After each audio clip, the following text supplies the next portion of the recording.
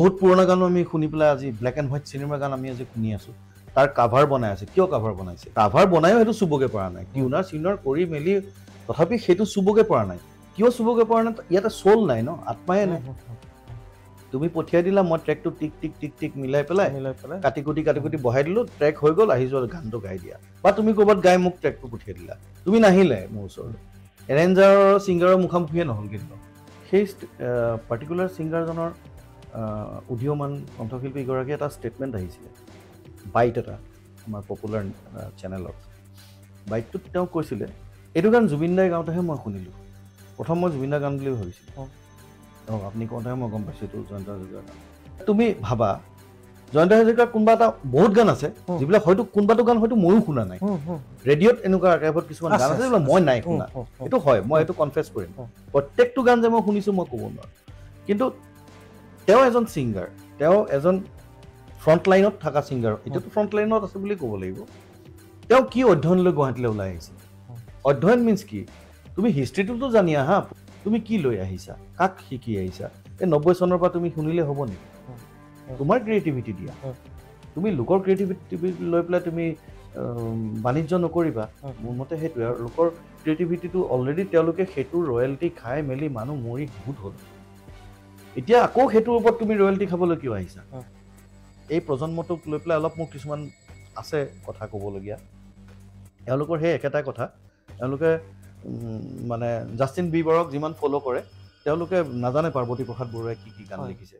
শৰতৰে এটি সেমেকা ৰাতি শুনিছো নিয়ৰৰ ৰুঞ্জুন লিখিব খুজি থমকি হেৰ বাৰে বাৰে কবিতা প্ৰেম শৰতৰে এটি সেমেকা ৰাতি শুনিছো নিয়ৰ ৰুঞ্জুন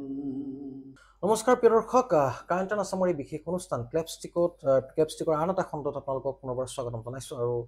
আজিও আমি এগৰাকী বিশেষতাক আমন্ত্ৰণ কৰিছোঁ আৰু আমি সদায় চেষ্টা কৰোঁ এই অনুষ্ঠানত এগৰাকী বিশেষ অতিথিক আমন্ত্ৰণ কৰিব যিগৰাকী অতিথিৰ জৰিয়তে বা এই অনুষ্ঠানৰ জৰিয়তে নৱপ্ৰজন্ম কিছু পৰিমাণে হ'লেও উপকৃত হওক লগতে তেখেতৰ মন মস্তিষ্কত যি তেখেতৰ ধ্যান ধাৰণা তাৰ বিষয়ে যাতে আমি অৱগত হ'ব পাৰোঁ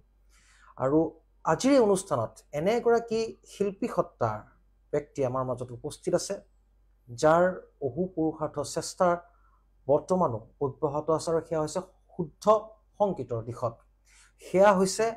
যি বৰ্তমান সমাজত বা বৰ্তমান প্ৰেক্ষাপটত দেখিবলৈ পোৱা একাংশ কণ্ঠশিল্পীৰ যি বেপৰুৱা যিসমূহ কৰ্মকাণ্ড তাক লৈ স্পষ্ট আৰু যুক্তিবাদেৰে তেখেতে প্ৰতিবাদ কৰি আহিছে কিন্তু তেনে নহয় যে তেখেতে বিতৰ্কৰ সৃষ্টি কৰে ছ'চিয়েল মিডিয়াত তেখেতৰ যথেষ্ট দখল আছে তেখেতে স্পষ্টবাদিতা তেখেতৰ যি স্পষ্টবাদিতা তেখেতৰ আন এটা গুণ লগতে তেখেতৰ কণ্ঠৰ যি স্বকীয়তা সেয়াও তেখেতৰ আন এটা গুণ লগতে ক'ব লাগিব যে তেখেতে সেই তাহানিতেই ৰাষ্ট্ৰীয় পৰ্যায়ৰ ৰিয়েলিটি শ্ব'ত এতিয়াতো অতিকৈ সহজ হৈছে কিন্তু তাহানিতে তেখেতে ৰাষ্ট্ৰীয় পৰ্যায়ৰ এক ৰিয়েলিটি শ্ব'ত অংশগ্ৰহণ কৰিছে লগতে তেখেতে দশকজোৰা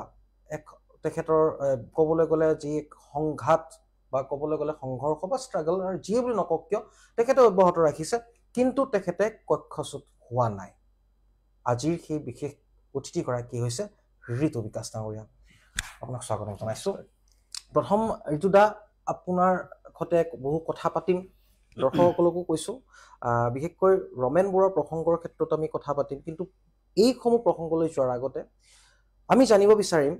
যিগৰাকী ঋতু বিকাশে ছ'চিয়েল মিডিয়াত স্পষ্ট ভাষাৰে সকলো কথা লিখি দিয়ে বিশেষকৈ আমাৰ সাংস্কৃতিক জগতক লৈ যদি কেতিয়াবা অৱক্ষয় ঘটে তেখেত কিন্তু কোনোদিনে চুপ হৈ বহি নাথাকে এই যি সাহস এই সাহসৰ বাবে হয়তো আপুনি এক অধ্যয়ন কৰিছে গৱেষণা কৰিছে আপুনি সেই সৰুকালৰ পৰাই আমি জানিব বিচাৰিম ঋতুদা কেনেদৰে আজি ঋতু বিকাশ হ'ল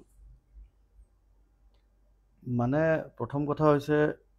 সাহস বুলি কি আৰু যিটো ক'বলৈ মন যায় সেইটো কৈ দিওঁ আজিকালি ভাল হ'ল আগতে সেইটো আমি সুযোগ নাপাইছিলোঁ বা নিউজ পেপাৰখনলৈ ৰখি থাকিব লাগে টিভি চেনেল বুলিবলৈতো অকল দূৰদৰ্শনটোৱে আছিলে লাহে লাহে কেবল ছেটেলাইট চেনেল আহিল তো বস্তুবিলাক প্ৰসাৰবিলাক বাঢ়ি গ'ল এতিয়া কথা ক'বৰ কাৰণে ভাল হ'ল বা মনৰ ভাৱ ব্যক্ত কৰিবৰ কাৰণে আমাৰ হাতত এতিয়া যথেষ্ট মানে হাথিয়াৰ আছে। তো যিখিনি কথা মনলৈ আহে সেইখিনি কওঁ, স্পষ্টকৈ কওঁ। আৰু শুদ্ধ অশুদ্ধ এই বিবেচনাটো মই ভাবোঁ ঠিকে কৈছা তুমি, অধ্যয়নো লাগিব। আৰু যিকোনো এটা বিষয় আচলতে মই এই বুলি ভাবোঁ দেই, যিকোনো বিষয় যি বিষয়ে নহওক, তুমি লাগিলে বায়'লজি পঢ়া, কেমেষ্ট্ৰি পঢ়া, মিউজিক পঢ়া, আৰ্ট পঢ়া, যিয়েই পঢ়া, সেই বিষয়টোৰ হিষ্ট্ৰীটো তুমি জানিব লাগিব। যিকোনো বিষয় হওক, সংস্কৃতে পঢ়া লাগিলে তুমি, হিন্দীয়ে পঢ়া, যিকোনো বিষয়। তুমি যদি মেডিকেল ছায়েন্স পঢ়িব গৈছা, ফাৰ্ষ্ট ইয়েৰত তোমাক কি পঢ়াব? ফাৰ্ষ্ট ছেমিষ্টাৰত তোমাক পঢ়াব যে এলোপেথিক বা এলোপেথি, যদি এলোপেথি পঢ়িছা, এলোপেথি ক'ৰ পৰা আহিল, প্ৰথম কোন আছিল, তাৰপিছত কোন হ'ল, ইত্যাদি। তোমাৰ প্ৰথম 6 মাহ বৰিং বুলি কওঁ, আমাৰ ভাষাত বৰিং। হিষ্ট্ৰী আমি নাজানো, আমি নজনাকেই আমি আগবাঢ়িছোঁ। তো এই ক্ষেত্ৰত মোৰ সৌভাগ্য যে মোৰ ঘৰখনত ইয়াৰ এটা আলোচনা বিলোচনা বা এটা চৰ্চাৰ পৰিৱেশ আছিল। মোৰ ঘৰত কোনো গায়ক গায়িকা নাই দেই। মই মানে তেনেকুৱা মানে ব্লেছড ফেমিলিৰ পৰা অহা নাই মই, যি ধৰি লোৱা পৈতৃক সূত্ৰে পায় কিছুমান, বা মোৰ মাহী পেহী মামা কোনোবা নাই, তেনেকুৱা কোনো নাই। কিন্তু দেউতা সাংঘাতিক ধৰণৰ মিউজিকৰ ফেন আছিল, বিশেষকৈ ভূপেন হাজৰিকা, জয়ন্ত হাজৰিকা বা কুল বৰুৱা, এই সময়ৰ যিখিনি শিল্পী আছিলে 70s বা 70s পিছৰ পৰা। তো দেউতাই যেতিয়া নিজে চাকৰি কৰি পেলাই স্বাৱলম্বী হ'ল, মোৰ জন্ম হ'ল, তেতিয়া এটা ৰেকৰ্ড প্লেয়াৰ কিনিছিলে। এই ৰেকৰ্ড প্লেয়াৰটোৰ যোগেদি আমি মোৰ প্ৰথম গানৰ জগতখনত ভুমুকি মাৰিলোঁ, বা সেইখন মোৰ ভিতৰত ভুমুকি মাৰিলে। তো সেই ৰেকৰ্ড প্লেয়াৰত শুনা গানখিনি বা প্ৰত্যেকটো গানৰ ওপৰত এটা আলোচনা হয়। ৰেকৰ্ডখন বজাবলৈ ভাল, ৰেকৰ্ডখন পিনটো আনি পেলাই লগাই দিলে হ'ল, সি বাজি থাকিব। কেছেটৰ সময়ত এটা অসুবিধা আছিল, কি ৰিৱাইণ্ড কৰিবলগীয়া হয়, কিন্তু সেইটো ৰেকৰ্ডৰ ক্ষেত্ৰত ভাল আছিলে। ৰেকৰ্ডখনৰ কাৰণ কেলে, যিটো পিন থাকে, যিটো বস্তুৱে চাউণ্ডটো কেপচাৰ কৰে, সেই পিনটো তুমি যদি 2 নম্বৰ 3 নম্বৰ তাত দেখা পায়, ট্ৰেকবিলাক দেখা পোৱা যায়। তো আলোচনা হৈছিলে, দেউতা বা দেউতাৰ কোনোবা 2-4জন বন্ধু বা মা দেউতা কোনো নহ'লে তেওঁলোক দুজনে বহি গান লগাব। ৰাতিয়ে ভাত চাত খোৱাৰ পিছত মোক শুৱাই দিয়ে বিচনাত, শুৱাই দিয়াৰ পিছত মই আকৌ টোপনি নাযাওঁ। ক'তনো গান বাজি থাকিলে টোপনি যাম? এই ধৰি লোৱা জয়ন্ত হাজৰিকাৰে গান এটা, কিবা এটা শব্দ তেওঁ বুজা নাই, তেতিয়াতো আৰু গুগল নাই যে চাৰ্চ কৰি লিৰিক্সটো উলিয়াই ল'ম, নাই। হয়তো তেওঁ বুজা নাই শব্দটো, কিবা কাৰণে কেতিয়াবা হয়। ভাল ভাল কণ্ঠশিল্পীৰো, বিশেষকৈ ভূপেন হাজৰিকাৰ ক্ষেত্ৰত মই এইটো কওঁ যে ভূপেনদাৰ ক্ষেত্ৰত এইটো কেতিয়াও নহয়। কাৰণ কিয় নহয়, তেওঁৰ প্ৰত্যেকটো শব্দ একোটা একোটা তাৰমানে কি বুলি ক'ম, মানে শিলত খোদিত কৰাৰ নিচিনাকৈ তেওঁ গায়। স্পষ্টতা ইমান বেছি ক্লেৰিটি আছিলে মানে লিৰিক্সৰ বা ভাষাৰ। তো আৰু তেতিয়া ৰেকৰ্ডিংবিলাক মনো আছিল, আজিৰ নিচিনা নাছিলে, মানে ষ্টেৰিঅ' ডাইনেমিক নাছিলে। গতিকে শুনোতে কিছু হয়তো ক'ৰবাখিনিতে এইটো কি গালে মিউজিকৰ লগত, মানে অলপ ফাম্বলিং হৈ কোনোবাটো শব্দ, সেইটো লৈ পেলাই ইমানেই ডিছকাশ্যন হয়। মই মানে খুব সোনকালে বুজি পোৱা হ'লোঁ বস্তুবোৰ। তেতিয়া মই সৰু 3-4 বছৰ, 3-4 বছৰত এটা কি থাকে, এটা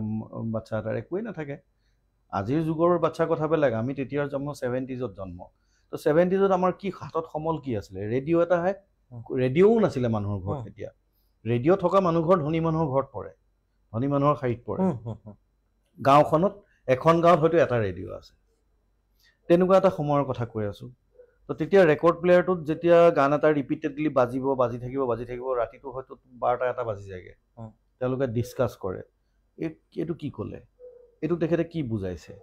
এনেকুৱা ধৰণৰ কিছুমান ডিছকাশ্যন। প্লাছ মোৰ দেউতা আছিলে কেনেকুৱা, তেওঁ নিজে খুব স্পষ্টবাদী মানুহ, জাতীয়তাবাদী মানুহ, ভীষণ জাতীয়তাবাদী। অসম আন্দোলন মই ভালকৈ দেখা পাইছোঁ, মা দেউতাৰ কোলাত মই অসম আন্দোলন দেখা পাইছোঁ। যদিও দেউতা কেন্দ্ৰীয় এটা বিভাগৰ চাকৰিয়াল আছিল, তথাপি কিন্তু সম্পূৰ্ণৰূপে তাৰমানে অসম আন্দোলনত তেওঁ আগভাগ লৈছিল সেই সময়ত আমি নগাঁৱত থাকোঁতে। তো ঘৰৰ সেই পৰিৱেশটোৱে মই ভাবোঁ যে সেই গানখিনি যেতিয়া, সেইকাৰণে মই আজি ভূপেনদাৰ গান বা জয়ন্ত হাজৰিকাৰ গান যিখিনি শুনিছিলোঁ তেতিয়া, সেইখিনি মই বিশেষ এফৰ্ট নিদিয়াকৈ মই গাই দিব পাৰোঁ তাৰমানে। বিশেষ মই শিকিবলগীয়া বা শুনিবলগীয়া নাথাকে কিয় বস্তুটো সোমায়ে আছে ব্ৰেইনত পটককৈ তুমি গান এটা কৈ দিয়া যদি মোৰ সেই আৰ্কাইভখনৰ ভিতৰত যদি গানটো সোমাই আছে দেন তুমি মোক লিৰিক্সটো উলিয়াই দিলে হ'ল বা এইখিনি মই গাই দিম চ' সেইটো অট'মেটিক হৈছিলে সেইটো নিজে নিজে এটা পৰিৱেশ এটা তাৰ পৰা সেই ডিছকাশ্যনবিলাকত বা শব্দ এটা ভুলকৈ কোৱা শুদ্ধকৈ কোৱা এইবিলাক সমাজৰ মানুহে যেনেকৈ অফিচৰ মানুহে ধৰি লওক কিবা এটা ভুলকৈ ক'লে সেইটো আহি পেলাই ডিছকাশ্যন হ'ব আমুকে এইটো শব্দ এনেকৈ কয় শুদ্ধটো কি শুদ্ধটো এইটো আৰু আমি হৈছোঁ তেজপুৰৰ মানুহ তো এইটো এটা সকলোৱে জানেই প্ৰায় এটা মানে অকথিত অলিখিত এটা কথা যে মধ্য অসম ইফালেও নহয় সিফালেও নহয় শুদ্ধ ভাষাটো কয় যিটো লিখিত ভাষা এইটো কোৱা হয় তো তেওঁলোকো সেইটো মানসিকতাৰে মানুহ যদিও মই এতিয়া ওলাই গোটেই অসম ঘূৰিলোঁ বা ভাৰতৰ বিভিন্ন জেগাত গ'লোঁ চালোঁ ঘূৰিলোঁ তেওঁলোক তেতিয়া ইমান ফুৰাও নাই ঘূৰাও নাই মই নিজে আহি পেলাই আজি মই নলবৰীয়া মানুহৰ তাতে মই আজি বহু বছৰ ভাড়া আছোঁ তেওঁলোকৰ চিন্তাধাৰা তেওঁলোকৰ কথনশৈলী তেওঁলোকৰ কোৱাৰ ষ্টাইল তেওঁলোকৰ এখন নিজা ডিক্সনেৰী আছে যিখন ক'তো হয়তো এতিয়ালৈকে পাব্লিছ হোৱা নাই কিন্তু এখন নিজা ডিক্সনেৰী আছে বৰপেটীয়া ভাষাৰ এটা নিজা ডিক্সনেৰী হ'ব লাগে আৰু হ'বই লাগে এইবিলাক সংৰক্ষিত হ'ব লাগে যদি তো সেই ভাষাৰ ডিছকাশ্যনবিলাক হয় ঘৰত এনেকৈ ক'লে তেনেকৈ ক'লে সেইবোৰে মোৰ ওপৰত প্ৰভাৱ পেলায় গানবোৰ ইমানেই ৰিপিটেডলি শুনা বাজি থাকে এটা সময়ত মানে এনেকুৱা হৈ গ'ল কেতিয়া গান গাবলৈ ল'লো নিজেই গম নাপাওঁ তো এই প্ৰথম ধৰি লোৱা এই ভূপেনদাৰ এই ৰেকৰ্ডখন আহিছিলে কপিলি কপিলি ৰাংঢালী ছোৱালী সেইটো মানে মিউজিকৰ সৈতে মই গাই দিওঁ সেনেকৈ ধৰণে এনেই গাই থাকোঁ আৰু ঘৰত গাই থাকোঁ তো আমাৰে দাদা দুজনমান তেতিয়া পলিটেকনিক পঢ়ি আছিলে তেওঁলোকে আমাৰ ঘৰলৈ আহে অৱসৰ সময়ত ফ্ৰী টাইমত আহিলে মই এনেকৈ ক'ৰবাত চিঞৰ বাখৰি থাকোঁতে শুনি পেলাই ক'লে যে ইয়াক কম্পিটিশ্যনত গান গোৱাওঁ এইবুলি তেতিয়া নগাঁৱত কিশলয় গোষ্ঠী বুলি আছে তেওঁলোকে সদৌ অসম ভূপেন্দ্ৰ সংগীত পাতে মই তেতিয়া ক্লাছ 2ৰ ষ্টুডেণ্ট ক'লে ইয়াত গোৱাই দিওঁ কেজুৱেলি আৰু গোৱাই দিওঁ দেউতাই ক'লে ঠিক আছে যি কৰা তেওঁলোকে পলিটেকনিকৰ হোষ্টেলৰ পৰা হাৰমনিয়াম তবলা আনি প্ৰায় 1-1.5 মাহমান প্ৰেক্টিছ আৰু মই জনা গানটো নাই দিয়া গাবলৈ মোক বেলেগ এটা গান চইচ কৰি দিছে আমাৰ ঘৰত ৰেকৰ্ড আছে দিচাং মুখৰ ডেকা দি বুলি গানটো লিখি মেলি সুৰ চুৰ শিকাই মেলি তাতে অলপ তালৰ গণ্ডগোল হৈ আছিল মোক সেইটোও মৰিয়াই মোক শিকাইছিল যে অফ বিট কেনেকৈ ধৰিব লাগে বোলো ঘুণা সুতিৰ সেইটো মই সদায় ভুল কৰোঁ সেইটোত মই বহুত মাৰ খাইছোঁ মোক কোবাইছে লিটাৰেলি কোবাইছে কিয় নোৱাৰ তই বুজাই দিলে বুজি গ'লোঁ তেতিয়াৰ পৰা লৈ পেলাই আজিলৈকে ধৰি লোৱা সেই তালৰ গণ্ডগোলটো আজিলৈকে নহ'ল আৰু দেই সেই আৰম্ভণিতে যিটো কোবটো খালোঁ যে অফ বিট বুলি ক'লে অফ অন মানে পিছত শিকিলোঁ শাস্ত্ৰীয়ভাৱে শাস্ত্ৰত কি লিখা আছে পিছত শিকিলোঁ কিন্তু শাস্ত্ৰ শিকাৰ আগতে তেওঁলোকৰ পৰা শিক্ষাটো পালোঁ যে তাল কি বস্তু অফত কেনেকৈ ধৰিব লাগিব তালটো গৈ আছে ধিং তাত টিকিনা তাত কেনেকৈ অফ ধৰিব লাগিব সেই তেতিয়া মই ক্লাছ 2তে আৰু তো এয়া আৰম্ভণি গালোঁ প্ৰতিযোগিতাত 3rd প্ৰাইজ পালোঁ তেতিয়া মই আটাইতকৈ সেই গ্ৰুপটোৰ ভিতৰত চেমনীয়া গ্ৰুপটোত মই কনিষ্ঠতম প্ৰতিযোগী আছিলোঁ সেই বছৰ মেইন ফাংচনতো গাব দিলোঁ তো তাৰপিছত সেয়া আৰু তাৰপিছত আৰম্ভ হ'ল শিক্ষা মানে আনুষ্ঠানিক যিটো শিক্ষা নগাঁৱতে আৰম্ভ কৰা হ'ল তো মোৰ প্ৰথম গুৰু আছিলে শ্ৰদ্ধাৰ মুনীন বৰা দা মুনীন বৰাৰ আণ্ডাৰত মই শিকিলোঁ তাৰপিছত ইয়াৰ পৰা ডক্টৰ বীৰেণ ফুকন যায় এখন স্কুললৈ তেখেতৰ আণ্ডাৰত থাকি পেলাই শিকিলোঁ প্ৰাথমিকখিনি বৰ দীঘলীয়া আছিল বহুত দীঘলীয়া বহুত বছৰ মই প্ৰথমায়ে শিকিলোঁ প্ৰথমাৰখিনিয়ে ৰেৱাজ কৰোঁতে গ'ল তো ৰেৱাজটো ৰেগুলাৰ থাকে মানে পঢ়া শুনাৰ উপৰিও মই কেভিত পঢ়িছিলোঁ তো আমাৰ এক্সট্ৰা কাৰিকুলাৰ এক্টিভিটিজ বহুত বেছি থাকে তো খেলা ধূলাৰ পৰা আদি কৰি কিবা এছে লিখা পয়েম গোৱা কিবা কৰা বহুতখিনি এক্টিভিটিজ থাকে কেভিত তাৰ উপৰিও মানে সেই ৰুটিন ৱাইজ কাম কৰিছিলোঁ আৰু তেনেকৈ ৰুটিনৰ ভিতৰত ৰেৱাজ কৰা এটা টাইম ফিক্স আছিলে কৰিবই লাগিব ৰাতিপুৱা গধূলি কৰিবই লাগিব ৰাতিপুৱা নোৱাৰিলেও আবেলি এটলিষ্ট কৰিবই লাগিব তো এনেকৈ গৈ আৰু এটা সময়ত হেৰিত বিমিউজটো কমপ্লিট কৰা হ'ল তাৰপিছত দৰং কলেজত যোৱাৰ সময়তে এইটো চান্স পাইছিলোঁ আমাৰ মেৰি আৱাজ চনো তো DD1ৰ ছিজনটো শেষ হ'ল DD1ত সুনীতি চৌহান জিকিলে উইনাৰ হ'ল তেতিয়া তাৰমানে যেতিয়া DD1ত চাই আছিলোঁ তেতিয়া এটা মনত ভাৱ এটা বা ঘৰতো কৈছিলে এইটোত যদি তই যাব পাৰিলি ভাল আছিলে ন হিন্দী গান গাওঁ আৰু স্কুলতো যিহেতু হিন্দীৰ পৰিৱেশ এটা পাইছিলোঁ ইংলিছ হিন্দীৰ পৰিৱেশ এটা পাইছিলোঁ তো হিন্দী গানৰ চৰ্চা এটা আছিলে তো তেনেকৈ তেজপুৰতে আমি 2-3জন মিউজিচিয়ান আমি লগ হৈ পেলাই কেছেট এটা 3টা গান ৰেকৰ্ড কৰি পঠিয়াই দিলোঁ বম্বেলৈ এড্ৰেছ দিছিলে কিন্তু সেইটো আকৌ দুৰ্ভাগ্যক্ৰমে টেলিকাষ্টটো তেতিয়া DD1ত হোৱা নাছিলে শ্ব'টো আহি গ'ল ষ্টাৰ প্লাছলৈ তো 96ৰ কথা এটা তেতিয়া মই ডিগ্ৰী ছেকেণ্ড ইয়েৰ তো ষ্টাৰ প্লাছত অহাৰ পিছত আমাৰ ঘৰত কেবল নাই আমাৰ ওচৰে পাজৰে চুবুৰীত ক'তোৱেই কেবল নাই যি নহওক গুচি গ'লোঁ কল লেটাৰ আহিলে মাতিলে অডিশ্যনৰ কাৰণে গ'লোঁ অডিশ্যন দিলোঁ মানে সৰুৱে আৰু তেতিয়া ডিগ্ৰীৰ ষ্টুডেণ্ট মানে কিমান আৰু তেতিয়া ধৰি লোৱা 19-20 বছৰ এনেকুৱা আৰু একো জ্ঞান বিশেষ তেনেকুৱা একো নাই তাৰমানে বাহিৰৰ দুনিয়া নাজানো দেখি পোৱা নাই আৰু সেইবিলাক মানুহ ইমানেই হাইলি প্ৰফেশ্যনেল এটা পৰিৱেশ তাত গৈ পেলাই বেলেগ এটা বস্তু পাই থৈ আহিলোঁ যেতিয়া অনু কাপুৰ আছিলে হোষ্ট প্ৰগ্ৰামটোৰ তো মই ছেমিফাইনেললৈকে গ'লোঁ তাৰপিছতে মই হাৰিলোঁ হাৰাৰ পিছত আৰু দেউতাৰ গালি অলপ খালোঁ খাই মেলি দেউতাৰ কথা হৈছে তই জিকিব লাগে তো সিমানখিনি আমাৰ পৰিৱেশে নাই আচলতে আমি ইমান গানৰ কালেকশ্যন অলপ অন্তাক্ষৰী টাইপ আছিলে সেই প্ৰগ্ৰামটো তো আৰু আজিৰ নিচিনা মানে ছিষ্টেম নহয় চব ৰিয়েলিটি মানে ৰিয়েলে আৰু আজিকালি যেনেকৈ ষ্টুডিঅ'ত গাই মেলি পেলাই লিপচিং কৰাই দিয়ে সেইবিলাক ছিষ্টেম নাই আৰু কোনো নাটকবাজি নাই ড্ৰামা নাই কোনো ধৰণৰ ইম'শ্যনছ তুমি কোন হয় তুমি ভিখাৰী পুতেকে হয় নে আম্বানীৰ পুতেকে হয় এইবিলাক কোনো মতলব নাই আজিকালিতো কান্দি কোনো দৰকাৰ নাই সেইবিলাক কোনো দৰকাৰ আমি দেখাই নাই এইবিলাক বস্তু সেইকাৰণে মই জানো ৰিয়েলিটি শ্ব' গোটেই অংকটো জানো পিছত মই নিজে হোষ্ট কৰিলোঁ আমাৰ প্ৰাইডিষ্টৰ এটা প্ৰগ্ৰেমত সংগীতৰ মহাৰণ অমূল্য সংগীতৰ মহাৰণ তাৰে 36টা এপিছ'ড মই এংকাৰিং কৰিছিলোঁ আমাৰ কলেজৰ অসমৰ কলেজখিনিৰ বেষ্ট ছিংগাৰখিনি লৈ পেলাই এটা কম্পিটিশ্যন কৰা হৈছিলে যথেষ্ট ভাল হৈছিল বাৰু কিন্তু সেইটো আৰম্ভণিহে অসমত তাৰ পিছৰ পৰা যিখিনি হ'ল তাৰ পিছত মই চোৱা বাদ দিলোঁ বাৰু পিছত আৰু কাৰণ এইবোৰ নাটকবিলাক জানো কাৰণে এইবিলাক সহ্য নহয় দেখিবলৈ ভাল নালাগে বস্তুবোৰ কিবা গান হ'ব লাগে আৰু ন গানত ধৰি লোৱা এইবিলাক বস্তু নাহে তুমি কোন কেনেকুৱা কি ক'লে ভাল গোৱাটো ভাল গোৱা আৰু তাত আৰু বেলেগ ফেক্টৰছ আনি পেলাই মানুহৰ ইম'শ্যন ক্ৰিয়েট কৰি লাভ নাই মোৰ মতে তো এই জাৰ্ণিটো তেনেকৈ আহিছোঁ আৰু আহি আছোঁ গৈ আছোঁ আৰু নিশ্চয় জীৱন এক যাত্ৰা আৰু এই যাত্ৰা চলি থাকিব কিন্তু সঁচা অৰ্থত আপুনি এই মুহূৰ্ততে এটা প্ৰসংগ আপুনি উল্লেখ কৰিছে সেইটো হৈছে ৰিয়েলিটি শ্ব' আৰু সঁচাকৈ বৰ্তমান সময়ত আমি যদি সেই তাহানিৰ সাৰেগামা চাওঁ শ্ৰেয়া ঘোষাল বা যি সোণু নিগম হেৰি কৰিছিলে আৰু আটাইতকৈ ডাঙৰ কথা ৰিয়েলিটি শ্ব'খিনি যেতিয়া কথা ওলাইছে আপুনি কৈছে এগৰাকী ঘোষকৰ নাম অনু কাপুৰ বিদগ্ধ বুলি কওঁ তেখেতে যেতিয়া হোষ্ট কৰে গোটেই তেখেতৰ যথেষ্ট তাৰমানে জ্ঞান গভীৰ জ্ঞান আছে কিন্তু আমি দেখো দাদা বৰ্তমান সময়ত সেই জ্ঞানলৈকে অধ্যয়ন লৈ পেলাই ঘোষকো এটা সাংঘাতিক ডাঙৰ পাৰ্ট বহুত ডাঙৰ কিন্তু আমি নেদেখো বৰ্তমান যে তেওঁলোকৰ অধ্যয়ন বা গৱেষণা কৰে গতিকে এই এটা উদ্বেগজনক বিষয় কিন্তু ৰিয়েলিটি শ্ব' সঁচা অৰ্থত ক'বলৈ গ'লে এটা ব্ৰিজ আৰু তলেদি যোৱাটোহে বেছি সহজ মানে সহজ নহয় বেছি কঠিন হ'ব কিন্তু গৈ যিটো ফল পাব ৰিয়েলিটি শ্ব'ৰ সলনি নিজে যোৱা সেইটো ডাঙৰ কথা এইটো ডাঙৰ কৃতিত্ব এতিয়া ঋতু ডাঙৰীয়া আপোনাক মই জানিব বিচাৰিম আপুনি ছ'চিয়েল মিডিয়াত সাংঘাতিক ধৰণে বহু আপোনাৰ দেখো বহু সমৰ্থকো আছে আপুনি স্পষ্ট ভাষাত কিছু কথা লিখি দিয়ে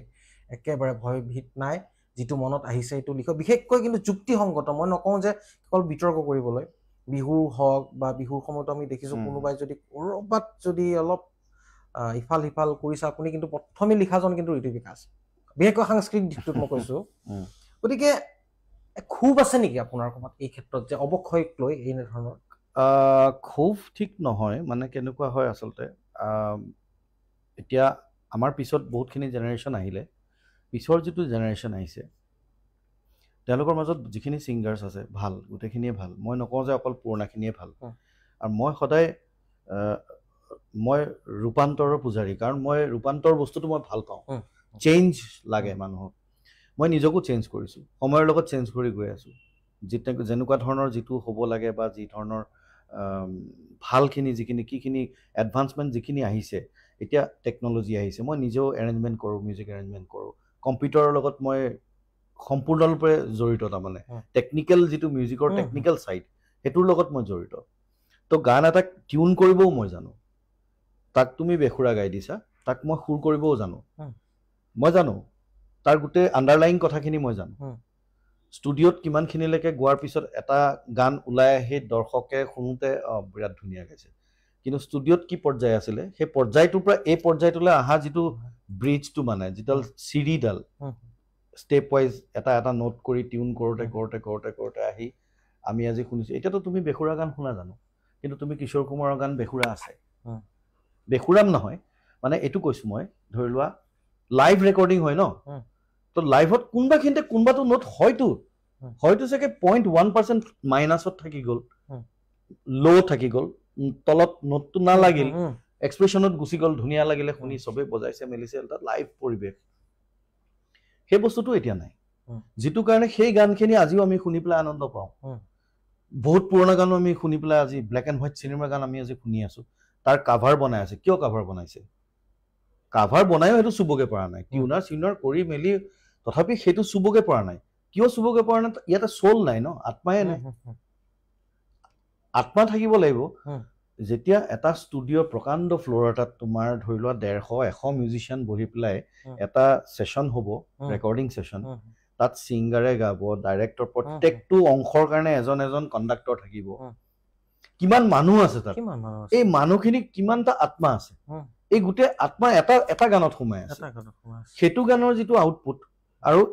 আমাৰ আজিকালি কি হ'ল মই ঘৰতে বহিলো কম্পিউটাৰটো ল'লো তোমাক ক'লো মোবাইলত গাই পঠিয়াই দিয়া তুমি পঠিয়াই দিলা মই ট্ৰেকটো টিক টিক টিক টিক মিলাই পেলাই কাটি কুটি বহাই দিলো ট্ৰেক হৈ গ'ল আহি যোৱা গানটো গাই দিয়া বা তুমি ক'ৰবাত গাই মোক ট্ৰেকটো পঠিয়াই দিলা তুমি নাহিলে মোৰ ওচৰলৈ এৰেঞ্জাৰৰ ছিংগাৰৰ মুখামুখিয়ে নহ'ল কেতিয়াও এনেকুৱাও হয় গান লিখিব লাগে মোক মাতিলা ধৰি লোৱা মই গ'লো কি আছে এইটো ন সুৰটো এইটো আচ্ছা কিবা কিবি ভাবিলোঁ লিখি দিলোঁ হৈ গ'ল চেছ তাত লাইফ ক'ত আছে গানটো নাই ন তো মই ভাবোঁ যে কিন্তু তাৰ মাজতো ভাল বস্তু হৈ আছে ভাল গান হৈ আছে আজি জোনাকী ৰাতি আমি ক'ব লাগিব এটা এই যুগৰ ভিতৰত উল্লেখযোগ্য এটা এলবাম কৰিছে পাপন দাই কিয়নো তাত ৰিচাৰ্চ আছে তাত চ'ল আছে ৰিচেণ্টলি তাত চ'ল আছে মোৰ বুকুখনে ইমান উচুপে কিয় এটা এট্ৰেক্টিভ এটা টানি আনে ন তাত চ'ল থাকিব লাগিব চ'লটো কেনেকে আহিব ইনভলভমেণ্ট তুমি এটা ওৱান মেন শ্ব' কৰিলে তোমাৰ সেই বস্তুটো নাপাবা কিয়নো তোমাৰ এটা টেলেণ্ট আছে মোৰ এটা টেলেণ্ট আছে এই তেওঁৰ কেমেৰা পিছফালে থকাজনৰ এটা টেলেণ্ট আছে বাহিৰৰ ৰিচেপশ্যনত বহি থকাজনৰ এটা টেলেণ্ট আছে আমি যদি গোটেইখিনি আনি পেলাই ইউনাইট কৰি দিওঁ বা চবৰে অলপ অলপ মছলা দি পেলাই আমি তৰকাৰীখন বনাওঁ তৰকাৰীখন বেছি সোৱাদ হ'ব হয়নে নহয় তুমি অকল বাঁহ গাজটো দিয়ে সিজাই আছা মাংসটো ভাল নালাগিব তাত তুমি অকণমান নহৰু দিয়া অকণ আদা দিয়া বিলাহী অকণ কাটি দিয়া ধনিয়া অকণ কাটি দিয়া নিমখ অকণ দিয়া তেতিয়াহে তোমাৰ বাঁহ গাজৰ আঞ্জাখন ভাল লাগিব হয়নে নহয় তো এই চ'ল বস্তুটো তাৰমানে যেতিয়ালৈকে থাকিব তেতিয়ালৈকে সংগীত ভালেই থাকিব আৰু এটা কথা হৈছে কি অধ্যয়নটো নাই অধ্যয়নটো কমি গৈছে এতিয়া এজন ছিংগাৰে আমাৰ ইয়াৰে জনপ্ৰিয় এজন নাম নকওঁ এতিয়া বেছি জনপ্ৰিয় যদিও তেওঁ গীতবিলাকৰ মোৰ দৃষ্টিত বা আমাৰ নিচিনা যিখিনি শ্ৰোতা আছে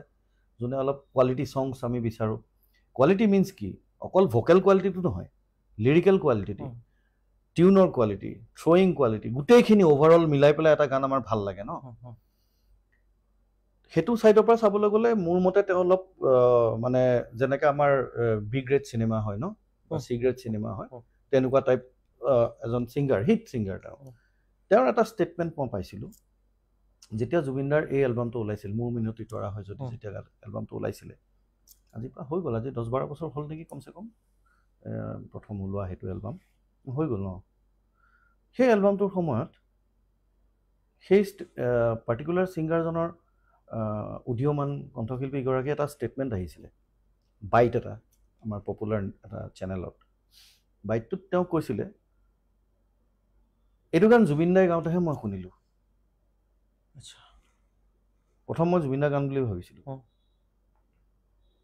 আপুনি কওঁতেহে মই গম পাইছোঁ এইটো জয়ন্ত হাজৰিকাৰ গান তাত তুমি ভাবা জয়ন্ত হাজৰিকাৰ কোনোবা এটা বহুত গান আছে যিবিলাক হয়তো কোনোবাটো গান হয়তো ময়ো শুনা নাই ৰেডিঅ'ত এনেকুৱা আৰ্কাইভত কিছুমান গান আছে যিবিলাক মই নাই শুনা এইটো হয় মই এইটো কনফেছ কৰিম প্ৰত্যেকটো গান যে মই শুনিছোঁ মই ক'ব নোৱাৰোঁ কিন্তু তেওঁ এজন ছিংগাৰ তেওঁ এজন ফ্ৰণ্ট লাইনত থকা ছিংগাৰ এতিয়াতো ফ্ৰণ্ট লাইনত আছে বুলি ক'ব লাগিব তো তেওঁ কি অধ্যয়ন লৈ গুৱাহাটীলৈ ওলাই আহিছে অধ্যয়ন মিনছ কি তুমি হিষ্ট্ৰীটোতো জানি আহা পুৰণা গান কেইটামানতো তুমি শুনি আহা কমচে কম তুমি কি লৈ আহিছা কাক শিকি আহিছা এই 90 চনৰ পৰা তুমি শুনিলে হ'ব নেকি 70ত গান বনা নাই 80ত গান বনা নাই সেইখিনি গানৰ বিষয়ে তোমাৰ জ্ঞান কি আছে তুমি তাৰমানে কি জানা তাৰমানে 90ৰ পৰাহে অসমীয়া মিউজিক চলিছে নেকি নহয়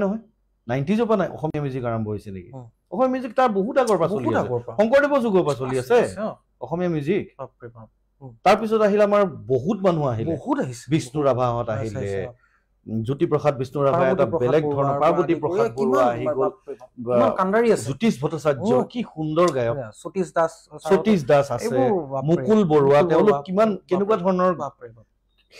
সেয়াটো বাদেই দিয়া সেইখিনি বাদেই দিয়া মোৰ মিনতি তৰা হয় যদি এটা এনেকুৱা হিট গান আৰু ইমানেই শৰ্ট গান এটা মাত্ৰ এটা স্থায়ী এটা অন্তৰা তো ইজিলি ডাইজেষ্টেবল আজিকালি তাৰিখ এইটো একদম টোটেল মডাৰ্ণ কনচেপ্টৰ গান কাৰণ এতিয়া 2.5 মিনিটৰ গান বনায় তেতিয়াও বনিছিল 2.5 মিনিটৰ গান তুমি চিন্তা কৰা কিমান মানে কিমান যুগৰ আগত চিন্তা কৰি কামটো কৰি থৈ দিছে আৰু এইবিলাকতো ষ্টাডি বাদে দিয়া তেওঁ এইটো এটা ষ্টেটমেণ্ট দিছিলে মই ষ্টেটমেণ্টটো শুনি মূৰে কপালে হাত দিলো যে এইজন মানে কি কৈ আছে তাৰমানে জুবিন দাই গাইছেহে গানটো ট্ৰিবিউট দিছে জুবিন দাই গাই ভাল পাইছে বা তেওঁৰ পচন্দৰ গান বা তেওঁক কোনোবা প্ৰডিউচাৰে এপ্ৰ'চ কৰিলে যে আমি এনেকুৱা কেছেট এটা কৰোঁ এলবাম এটা কৰোঁ আপুনি এইকেইটা গান গাব তেওঁ নিশ্চয় শুনিছে গানকেইটা শুনিহে গাইছে শুনি শিকিছে লোকৰ সৃষ্টি তাৰ ওপৰত তেওঁ নিজৰ এলিমেণ্টছ দিব পাৰে বা দিছে ডেফিনেটলি দিছে সেইটোত মই নাযাওঁগে কিন্তু সৃষ্টিটো কাৰ অৰিজিনেল এটা লজ্জা গালে এটা গান তামাম কাভাৰ হয় আজিকালি লজ্জা গালে মই তোমাক ইমানখিনি কৈ দিম লজ্জা গালে কাভাৰ বনোৱা বহুতে কাভাৰ শুনিয়ে কাভাৰ বনাই আছে হয় ষ্ট্ৰেঞ্জ বাট ট্ৰু কাভাৰটো বেলেগৰ কাভাৰ শুনি অৰিজিতে গোৱা লজ্জা গালে শুনিলে আপনে গোৱা শুনিলে সনম নামৰ এগৰাকী আছে তেখেতৰ শুনিলে বা আমাৰ এই তাইৰ নামটো কি আছিলে খুব যে কান্দে যে ৰিয়েলিটি শ্ব'ত যে আৰে নেহা কাক্কৰ নেহা কাক্কৰৰ চাগে কাভাৰ শুনি পেলাই ভাল লাগিছে গানটো বঢ়িয়া এইটো চাগে কোনোবা পুৰণা গান লজ্জা গালে গানটোৰ আমি অৰিজিনেলটোতো শুনিছোৱেই লতা দিয়ে মানে ৰয়েল এলবাৰ্ট হলত গোৱা ৰেকৰ্ডেড লাইভ সেয়াও এভেইলেবল আছে তুমি সেইটোও শুনিব পাৰা তাৰ এৰেঞ্জমেণ্ট বেলেগ কাৰণ তাতে সেই চিনেমেটিক এৰেঞ্জমেণ্টটো নাই মানে তাতে কম মিউজিচিয়ান লৈ গৈছে লণ্ডনত প্ৰগ্ৰেম কৰিব গৈছে ন তো ধৰি লোৱা ষ্টুডিঅ'ত যদি 100জন মিউজিচিয়ান আছিলে তেওঁলোকেতো 100জন নিব নোৱাৰে তো 20জন লৈ গৈছে 20জনৰ যিটো মিউজিক আউটপুট অলপ বেলেগ শুনিবলৈ কিন্তু শুনিবলৈ তাতো মজা আছে তেওঁৰ পাৰফৰ্মেন্স একেই কনচিষ্টেণ্ট সেম ৰেকৰ্ডিং সেই ৰেকৰ্ডিঙত যিটো গাইছে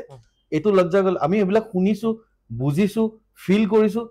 এইটো বেলেগ গাইছে কাৰণ ৰেকৰ্ডিং মানে কি তোমাৰ এটা মানে তুমি প্ৰিপেয়াৰ্ড আৰু ডিঙি চিঙি চাফা কৰি লাইভত এইটো নহয়তো তো আমি সেইটোও শুনিছো তাৰপিছততো আমি ভাবা নাই যে এইটো গানৰ কাভাৰ কৰিম কিয় ভাবা নাই কি দৰকাৰ আছে থাকিব দিয়া না সেইটোকে শুনো মই ঘৰত গাম মোৰ মন গৈছে মোৰ ভাল লাগিছে মই ঘৰতে গাম বা কোনোবা লাইভ শ্ব'ত গালো ক'ৰবাত গালো বন্ধুৰ মেহফিলত গালো ভাল লগা গান কিন্তু সেইটোক আকৌ মই এটা প্ৰডাক্ট বনাই পেলাই বিকিম তোমাৰ পিঠাটো মই ঘৰলৈ আনি পেলাই তাৰ ওপৰত মই আকৌ ওপৰুৱাকে বেচন সানি পিঁয়াজ লগাই পেলাই বেছি দিছো বস্তুটো তেনেকুৱাই হৈছে কথাটো আৰু বহুত দেখো কাভাৰ এইবোৰ খুব নহয় আচলতে এইবিলাক হৈছে কি মই ভাবো যে তেওঁলোকে ষ্টাডি কৰক ষ্টাডি কৰি সেইখিনিৰ পিছৰখিনি কৰক তোমাৰ ক্ৰিয়েটিভিটি দিয়া তুমি লোকৰ ক্ৰিয়েটিভিটি লৈ পেলাই তুমি বাণিজ্য নকৰিবা মোৰ মতে সেইটোৱে আৰু লোকৰ ক্ৰিয়েটিভিটিটো অলৰেডি তেওঁলোকে সেইটো ৰয়েলটি খাই মেলি মানুহ মৰি ভূত হ'ল এতিয়া আকৌ সেইটোৰ ওপৰত তুমি ৰয়েলটি খাবলৈ কিয় আহিছা মোৰ এই বস্তুটোত মোৰ আপত্তি আছে মই সেইকাৰণে কাভাৰ চং বিলাকক বাকলি চং বুলি কওঁ বাকলি গান বুলি কওঁ বাকলিয়ে হয় কাভাৰ আৰু কৰে নেকি কোনোবাই তোমাৰ মন গৈছে ঠিক আছে অ'কে ফাইন তুমি গোৱা কিন্তু তুমি এইটো সদায় জানিবা যে অৰিজিনেলকে কেতিয়াও তুমি ভাল গাব নোৱাৰা অসম্ভৱ কথা ইম্পচিবল এতিয়া তাৰে মাজতে ঋতুদা মই মানে কথাখিনি কৈছো আপুনি যিটো কথাখিনি কৈছে মোক ক'বলৈ মন গৈছে লজ্জা গালে গীত এটা মানে যথেষ্ট মাইলষ্ট'ন তাত আৰু যিটো তাত ফিল ন বাকী কাভাৰ চংখিনিত মই লক্ষ্য কৰিছো লতাজি মই ইমান নাজানো কাৰণ বিদগ্ধ পণ্ডিতো নহয় কেৱল শুনো ভাল লিচনাৰ্ছ তো লজ্জা গালে প্ৰথম মূৰটোতে লতাজি অলপ লাজ কৰি পেলাই আৰম্ভ কৰা যেন মোৰ অনুভৱ হয় বৰ্তমান কাভাৰ চংখিনিত মানে একেবাৰে লজ্জা যিটো মানে আবেদন মানে শুনা এইবিলাক কথা ওলালে বহুত তোমাৰ ইণ্টাৰভিউ শেষে নহ'ব মানে মই এটা বস্তু বুজি নাপাওঁ তুমি এটা পেট্ৰিয়টিক সং গাব দিয়া দেশভক্তিৰ গান এটা গাব দিয়া তাতো সেই একেটাই ফিল কি মানে তুমি কিবা এইটো ইৰটিক কিবা নাম্বাৰ গাই আছা নেকি কুছ ভি মানে আৰে য'তে ত'তে তুমি এইটো যে ঢালি দি আছা যে কেকনি গুঠনি কিয় সব গানতো তেওঁতো কেকাই গোৱা নাছিল নহয় গানটো তাত এটা আবেগ আছিল তাত এটা এইটো দুখৰ গান এইটো সুখৰ গানেই নহয় এইটো ট্ৰেজিক সং এটা লজ্জা গেলে কে ফিৰ ये हंसी रात हो ना हो মানে इस जन्म में मुलाकात हो ना हो কেনেকুৱা এটা মানে বস্তু কৈ আছে যে মানে হয়তো তেওঁ মোৰ কেঞ্চাৰ হৈ আছে মই মৰিম আৰু আহি যা মানে এবাৰ লগ পাওঁ কি বস্তু তাত কি আবেদন আছে আৰু ইয়াত তেওঁলোকে কি কৰি আছে ইয়াত মানে সন্মুখত গাৰ্লফ্ৰেণ্ড বহাই লৈছে পুৰা বিকিনি পিন্ধাই নখৰ দিয়ে মই কেনে কৈছিলো যে এইটো অতিকৈ স্পষ্ট সেইবোৰে কওঁ আৰু সেইবিলাক কথা কৈ দিব কিন্তু বহুত ছিংগাৰ্ছে নকয় এইটো হয় মোৰ লগৰে আমি বহুতখিনি একে বয়সৰ প্ৰায় বহুত ভালেখিনি আছো এতিয়া ছ'চিয়েল মিডিয়াতো তেওঁলোক আছে তেওঁলোকে অলপ মোক অদ্ভুত পায় কিন্তু মই এনেকুৱাই কি কৰিম নাই নাই আমি বিচাৰো আপুনি এনেকে থাকক অন্ততঃ কোনোবাটো দেখুৱাই দিব লাগিব ন এতিয়া কাৰণ হয় মই আপোনাক যেতিয়া দেখো বহুতে আপোনাৰ ওপৰত আক্ৰমণৰ লক্ষ্য কৰে একেবাৰে লক্ষ্য কৰে কিন্তু সেইটো নহয় দেখুৱাই দিব লাগে অপক্ষ হৈছে যিটো কভাৰ চঙৰ কথা ওলাইছে দাদা এইখিনিতে মই আপোনাৰ পৰা জানিব বিচাৰিম বিশেষকৈ এটা প্ৰাসংগিক দিশ হৈছে ৰমেন বৰুৱা সন্ধানহীন আমি তেখেত য'তেই আছে তেখেত উভতি অহাটো বিচাৰিছো একদম কিন্তু এই ৰমেন বৰুৱা প্ৰসংগক ধৰি কাভাৰ চঙক ধৰি মোৰ এটা বিষয় মনত আহিছে মই আপোনাৰ লগত কথা পাতিব বিচাৰিম জুবিন গাৰ্গ স্বনামধন্য যশস্বী তেখেত সংগীত শিল্পী অসমৰ হাৰ্টথ্ৰব জুবিন গাৰ্গে কিছু বছৰ আগতে আপুনি উল্লেখ কৰিছে এখন কেছেট য'ত জয়ন্ত হাজৰিকাৰ তাত কিন্তু দেখিছিলো শ্ৰদ্ধাৰ মণিষা হাজৰিকা বাইদেউ প্ৰটেষ্ট কৰিছিলে ভূপেন হাজৰিকাৰ গীততো কিন্তু এতিয়া আমি দেখিছো যে যিসমূহ নতুন নৱপ্ৰজন্মৰ কণ্ঠশিল্পী তেওঁলোকে কিন্তু চুবলৈ সাহস নকৰে কিন্তু ৰমেন বৰুৱাৰ ক্ষেত্ৰত দেখিছো ডক্টৰ বেজবৰুৱাৰ যিখন বোলছবি মানুহজন থাকোতেই তেখেতৰ সৃষ্টিক অৱহেলা কৰা হৈছে কাটি মেলি গীত এটা আজি যদি মই আপোনাক কওঁ এইটো আজি যদি মই জুবিন দাৰ এটা গীত মায়া মাথো মায়া তাৰপিছত যদি মই পাখিতেই পাখি মেলি সোণেৰে সজোৱা পজা এনেকে লগাই যদি এটা গীত কৰো আকোৱালি ল'বনে জুবিন দাৰ অনুৰাগীসকলে ঠিক তেনেতে মোৰ ধাৰণা হৈছে যে যেতিয়া ৰমেন বৰুৱা ডাঙৰীয়া সন্ধানী হৈছে দেই আজিও আমাৰ মাজত আছে সন্ধানী হৈছে কিন্তু তেখেতে সম্পূৰ্ণ সুস্থ থকা অৱস্থাতে ডক্টৰ বেজবৰুৱাৰ যিখন বোলছবিৰ সংগীতে অসমীয়া সংগীতত ধাৰত এক মাইলষ্টন দিছিলে সেই ডক্টৰ বেজবৰুৱা গীতক লৈয়ে এক লৰা ধেমালি কৰা হ'ল তাৰপিছত আকৌ জুবিন দাই গৈ পেলাই নিশাটো বিচাৰিছে তেখেতক মই স্পষ্টকে কৈছো মই বিতৰ্ক কোনো কৰিব বিচৰা নাই মই জুবিন দাক মই বেয়া নাপাওঁ যথেষ্ট সন্মান কৰো কথাই নাই কিন্তু যিটো সঁচা কথা সঁচাটো ক'ব লাগিব এই ক্ষেত্ৰত আপোনাৰ ধাৰণাটো কি প্ৰথম কথা হৈছে যাৰে সৃষ্টি নহওক জুবিনদাৰ গীতখিনি এটা জুবিনদাই মই লিখা গীত এটা খুব ধুনীয়া গাইছে মই ভাবোঁ সেই গানটো মই নিজে লিখা গান মোৰে কথা শৰতৰে এটি সেমেকা ৰাতি আৰু জুবিনদাই নিজেও যদি তেওঁক সোধা যায় মোৰ বিশ্বাস যে তেওঁৰ যিখিনি গান আছে বহুত গান আছে তাৰ মাজত এটা উল্লেখযোগ্য গান বুলি তেওঁ চাগে নিজেও ক'ব মোৰ এটা বিশ্বাস এতিয়া এই গানটো তেখেতে গালে মই লিখিছো দীপকেশে সুৰ কৰিছে সংগীত কৰিছে এটা দীপকেশে ক'ব নেকি নাই এইটো মই গাম এইটো মই কাভাৰ কৰিম বা মই ইয়াক ৰিমেক কৰিম মই ভাবো অৰ্থ নাই কিয় অৰ্থ নাই জুবিন দাই গানটো যেতিয়া গাইছে তেওঁ অনুভৱ কৰিয়ে গাইছে শব্দখিনি বুজি গাইছে গানটোৰ যিটো এটমছফিয়াৰ যি ক'বলগীয়া কথাখিনি সেই শৰতৰ এটি সেমেকা ৰাতি শুনিছো নিয়ৰ ৰুণজুন মই লিখিছিলোঁ নিয়ৰৰ ৰুণজুন গাবলৈ অসুবিধা গতিকে তেওঁৰ নিয়ৰৰ ৰটো কাটি পেলাই নিয়ৰ ৰুণজুন একে কথা নাই অৰ্থটো ওলাইছে গতিকে ময়ো একো আপত্তি কৰা নাই তেখেতে গাই দিছে ধুনীয়াকৈ গাইছে আৰু মই সেইটো সদায় এডমায়াৰ কৰোঁ যে মোৰ ভাল লাগে মই লিখা এটা গান বহুতেই গান লিখি তেওঁক গোৱাইছে কিন্তু মোৰ ভাল লাগিল যে মই এগাল নাই গোৱা এটাকে গোৱালো সেইটোও কিন্তু জুবিন দাই বহুত ভাল পাইছিলে মই শুনিছো যে ডাবিং কৰোঁতে মই নাছিলো অকমান দাদা কিন্তু অকমান গুণগুণাই দিব নেকি নুশুনিলে বেয়া লাগিব নহয় শুনি লওঁ আকৌ একেটাই কথা মানে মই গালে কেতিয়াও সেইটো হ'ব নোৱাৰে দেই মই মোৰ ফিল্ডটোতহে গাওঁ জুবিন দাৰ ফিল্ডে বেলেগ তেওঁৰ আৰু চোৱা এতিয়া এই সিংহটো তোমাৰ এংগলৰ পৰা তুমি চাই আছা বেলেগ মোৰ এংগলৰ পৰা বেলেগ চাই আছো তেওঁৰ এংগলৰ পৰা বেলেগ দেখি আছে বুজি পাইছানে বস্তুটো তেনেকুৱা তো সেনেকুৱা নহয় কিন্তু দেই মই মানে জাষ্ট হেৰিটো ৰাখি দিছো বাৰু শৰতৰে এটি সেমেকা ৰাতি শুনিছো নিয়ৰৰ ৰুণজুণ লিখিব খুজি থমকি হেৰ বাৰে বাৰে কবিতা প্ৰেমৰ শৰতৰে এটি সেমেকা ৰাতি শুনিছো নিয়ৰ ৰুণজুণ গানটো ভাল লাগিলে পিছত তেওঁ যেতিয়া গাই দিছে মই লিখোতেও ইমান ভাল লগা নাছিলে কিন্তু তেওঁ যেতিয়া গাই দিলে এটা ৰূপ দিলে তাক এটা ৰূপ দিলে ন মই মাটিখিনি দিলো দীপকেশে ৰং ব্ৰাছ আনি দিলে ৰূপকাৰজন কোন জুবিন গাৰ্গ গানটোক ৰূপ দিলে জুবিন গাৰ্গে আজি মোৰ মিনতি গানটো নিমল প্ৰভা বাইদেউৰ গান সুৰ দিছিলে জেপি দাই হয়নে এওঁলোক হৈছে মাটি যোগান ধৰা মাটিটো আনি দিছে মঠি দিছে চব কৰি দিছে ৰূপকাৰজন কিন্তু জয়ন্ত হাজৰিকাই যিটো ষ্টাইলত গানটো গাই থৈ দিছে তাৰমানে বা যিটো ফিলত গাই থৈ দিছে মই ভাবো সেইটো আৰু চেলেঞ্জ নকৰাই ভাল তাৰমানে লেট ইট লাই লাইক ডেট শুনিবলৈ হয়তো অলপ দুৰ্বল কাৰণ তেতিয়া ৰেকৰ্ডিং মই আকৌ কৈছো তুমি গান এটা শুনোতে to be a literate audience try to be a literate audience এজন শিক্ষিত শ্ৰোতা হ'ব লাগিব প্ৰথমতে গান শুনিবৰ কাৰণে তুমি শিক্ষিত শ্ৰোতা হ'ব লাগিব তোমাৰ শিক্ষা মানে মই ডিগ্ৰী লৈ পেলাই গান শুনিবলৈ কোৱা নাই মই কৈছো যে শিক্ষিত শ্ৰোতা তুমি বুজি পাব লাগিব যে এই গানটো 1967 বা 72ত ৰেকৰ্ড হৈছিলে 72ত ৰেকৰ্ড হোৱা যিটো অডিঅ' ব্যৱস্থা আছিল সেই ব্যৱস্থা আজিৰ লগত নিমিলে গতিকে তাৰ যিটো আউটপুট সেই আউটপুটটো আমি এতিয়া ছেটিছফাইড নহ'ব পাৰো কিন্তু গানটোতো ফিলটো তেনেকে আছে তেওঁৰ ভইচত আজি যদি আজিৰ ষ্টুডিঅ'ত ৰেকৰ্ড কৰি দিয়া হ'ল আমিতো আউটপুটটো বেলেগ পাই গলো হয় ছিংগাৰ সেইজনে সুৰো সেইটোৱে তো সেই অনুপাতে আমি গানক যদি জাজ কৰো এইটো বেয়া লাগিছে শুনি এইটোৱে ভাল লাগিছে তুমি সাৰ্চ কৰি চোৱা ইউটিউবত সাৰ্চ কৰি চোৱা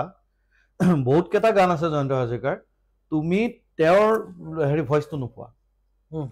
ইউটিউবত নাই বহুত গান নাই জয়ন্ত হাজৰিকাৰ আমি মই স্পটিফাইত পাইছোগে গৈ পেলাই বিচাৰি মই বিচাৰি থাকো অৰিজিনেল গানবিলাক আৰু মই সদায় অৰিজিনেলে শুনো মই সদায় অৰিজিনেল বেলেগে গোৱা ৰিমেক মই কেতিয়াও নুশুনো মই ছেটিছফাইড নহওঁ বিকজ মই ক'লো ন মই যে সেই শুই থকা অৱস্থাত মাহঁতে ৰেকৰ্ড বজাই সেইবোৰ সোমাই আছে তেজত সেইবোৰ মই বেলেগে গাই দিলে আজি ভূপেন্দাৰ গানে হওক বহুতে গাইছে বহুতে ভাল ভাল ছিংগাৰে গাইছে আমাৰ তেজপুৰৰ পংকজ দাহঁতে গালে গুৱাহাটীৰ পংকজ দত্তই গালে ঠিক আছে ভূপেন হাজৰিকা একদম পুৰা সদাদাই গালে সদাদাই ষ্টিল গাই আছে হয় নাই কিন্তু মই ভাবো তেওঁৰ কণ্ঠৰ যিটো মাদকতা বা তেওঁ হয় ন তেওঁৰ আত্মাটো তেওঁৰ আত্মাটো তুমি লৈ পেলাই গাব পাৰিবা নেকি নোৱাৰা নহয় সোল বস্তুটো এইটোৱে সোলটো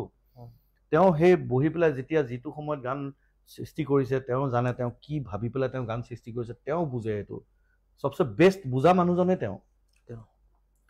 বা গীতিকাৰ সুৰকাৰে কেনেকে কি ভাবি সুৰ কৰিলে একেলগে বহি কম্প'জ হ'ল কি হ'ল মই যেতিয়া শৰতৰে এটি লিখিছো মই গম পাইছো কি ভাবি পেলাই মই মোৰ মনস্তত্বত সেই সময়ত মানসিক অৱস্থাটো যি আছিল মই তাকে লিখি দিলো 15 মিনিটত লিখিছো গানটো মই 15 মিনিট ট্ৰেক পঠিয়াই দিছে হোৱাটছএপত দীপকেশে কৈছে এইটো সুৰ কৰি দিয়াচোন লিখি দিয়াচোন সি নানা গাই দিছে মই লিখি দিছো কি মনলৈ আহিল লিখি দিলো আৰু শৰৎকালে আছিলে সেই সময়ত সেইকাৰণে সেইটোৱে ভাব আহি আছিল কিবা ভাবি আছিল লিখি দিলো আৰু অলপ দুমুজা টাইপ এটা ভাব মনত আছিলে কিবা অলপ কনফিউজড হৈ আছিলো গানটোতো কনফিউজন আছে গানটোত কোনো প্ৰেয়সীৰ কথা উল্লেখ নাই কিন্তু তুমি সেইটো ৰোমান্টিক গান বুলিও ক'ব নোৱাৰা সাসপেন্স ধৰ্মী গান এটা মাজ নিশা মোৰ মনৰ কোঠালিত কোনে আহি টুকুৰিয়ালে হা মনৰ ভাৱনাত হঠাতে কোনে জ্যোতি পেলালেহি এনেকুৱা ধৰণৰ মানে এটা সাসপেন্স আছিল চাগে মনত তেনেকুৱা কিবা এটা সেইটো অনুভৱ জুবিন দাই পাইছে কাৰণে তেওঁ সেই বস্তুটো ঢালিব পাৰিছে ঢালি পেলাই দা বেষ্ট দি থৈছে মই ভাবো এতিয়া মই লিখা গান বুলি যদি মই কওঁ যে নাই এইটো গানৰ মই কাভাৰ বনাম দেই কেলে শুনিব মানুহে আৰু কিয় শুনিব কিয় শুনিব মই নিজেই নুশুনিম তাৰমানে ডাঙৰ কথা হৈছে মই নিজেই নুশুনিম নিজৰ গানটো মই কেলে গালো এইটো গান কোনো দৰকাৰ নাই তুমি যদি ভাবা যে মই চবফালে ময়ে বিয়পি থাকিম তেতিয়া বেলেগ কথা কথাটো তেনেকুৱা ইয়াত এতিয়া ধৰি লোৱা কি নাম দি মাতিম দেউতাহঁতৰ দিনৰ গান ব্লেক এণ্ড হোৱাইট আমিয়ে জন্ম হোৱা নাই আজিও শুনি আছো কি নাম দি মাতিম মিউজিকৰ সৈতে মুখস্থ আছে ভাই তুমি তাক কাটি আনি পিচ এটা লগাই ইয়াত টুকুৰা এটা লগালা তাত লগালা কিবা কৰিলা ইটছ নট ফেয়াৰ আৰু সেইটো হুক লাইন কিয় লৈছে মোৰ আপত্তিটো সেইখিনিতে আছিল মই তেতিয়াও কৈছিলো যে সেই হুক লাইনটো কিয় ইউজ কৰিছে বেলেগ গান কৰক কত গান আছে দিগন্ত ভাৰতী দিগন্ত দাস কিমান সুন্দৰ গীতিকাৰ নতুন ফ্ৰেছ গান দিয়ক না লওক ডক্টৰ বেজুৱা সিকুৱেল বনাব পাৰে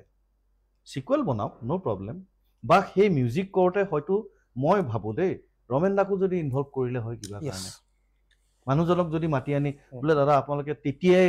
ডক্টৰ বেজবৰুৱা চিন্তা কৰি সাসপেন্স ফিল্ম বনাইছিল আমি এটা বনাব বিচাৰিছো ইয়াৰ সিকুৱেল পাৰ্টটো ইয়াৰ নেক্সট তাৰপিছত কি হ'ল তাৰমানে যেনেকৈ হয় ন গ্যাংছ অফ ৱাছেপুৰ 2 যেনেকৈ হ'ল কিন্তু ৱাছেপুৰ 1 বুলি নাই কিন্তু নাই কোনো চিনেমাৰে 1 নাথাকে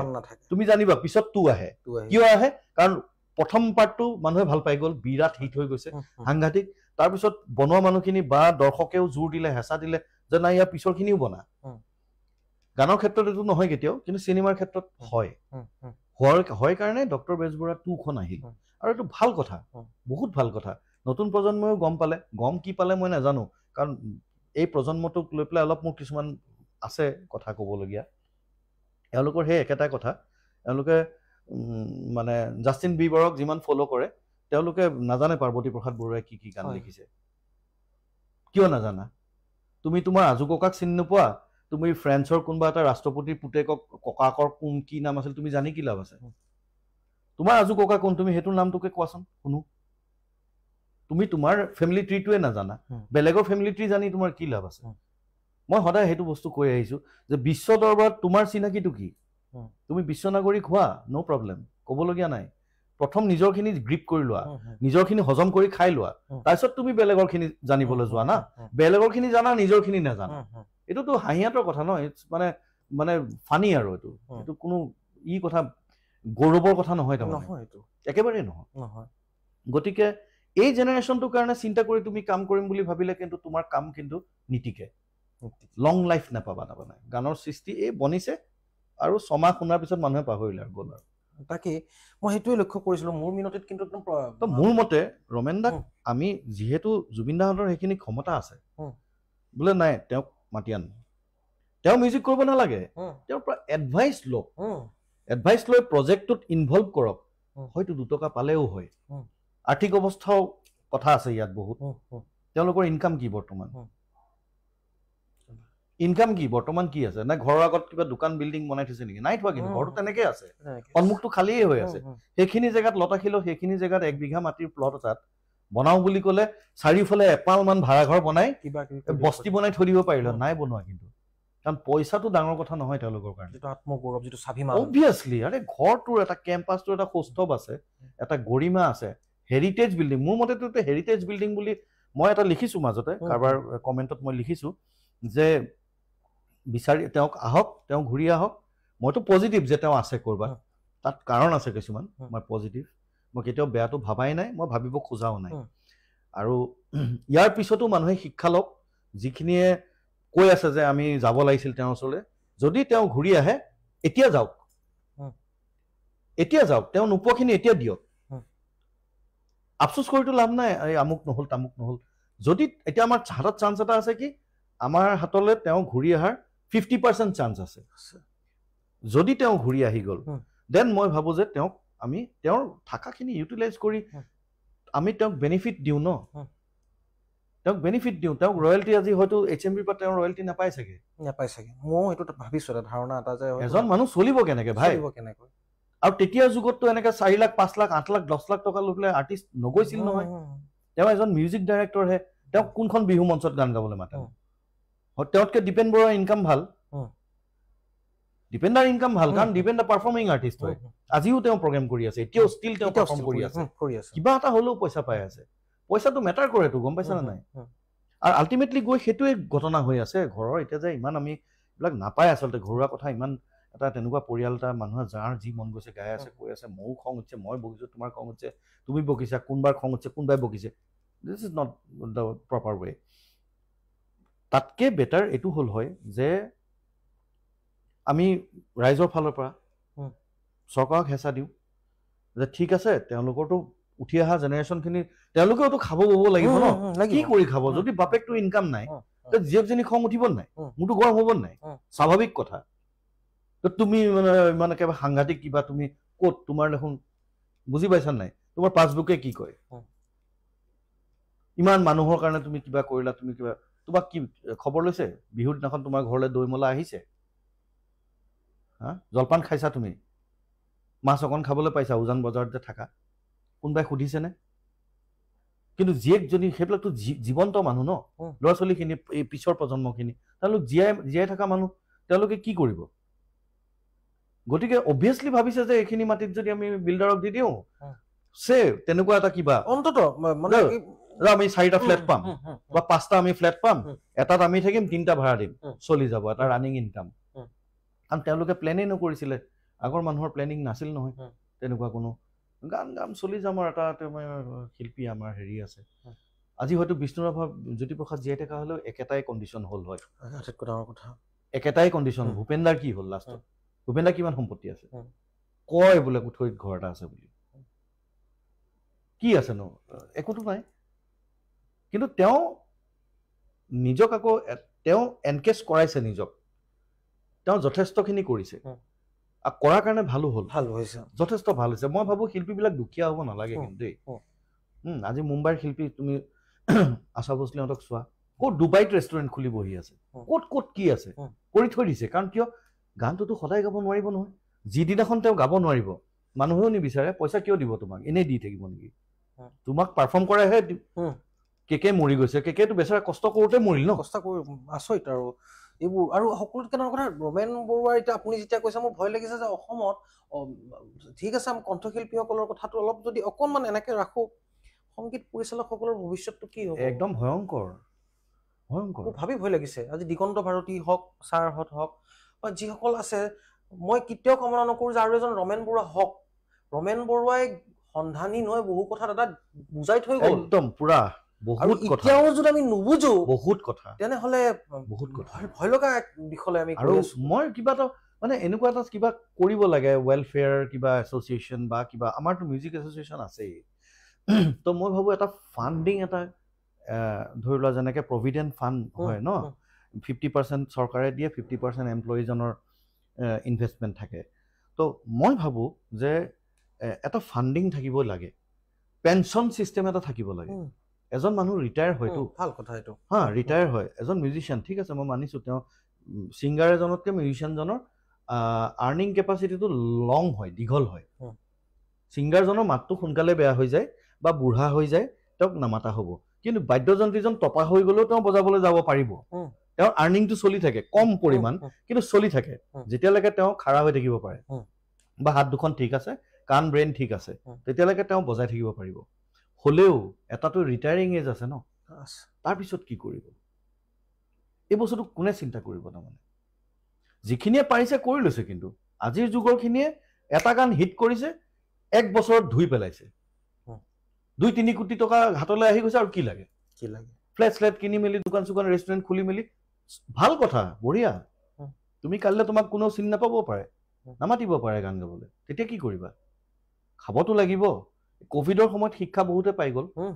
বহুতে ঠেলা পাই গৈছে। তো এই বস্তুবিলাক মই ভাবোঁ যে আমি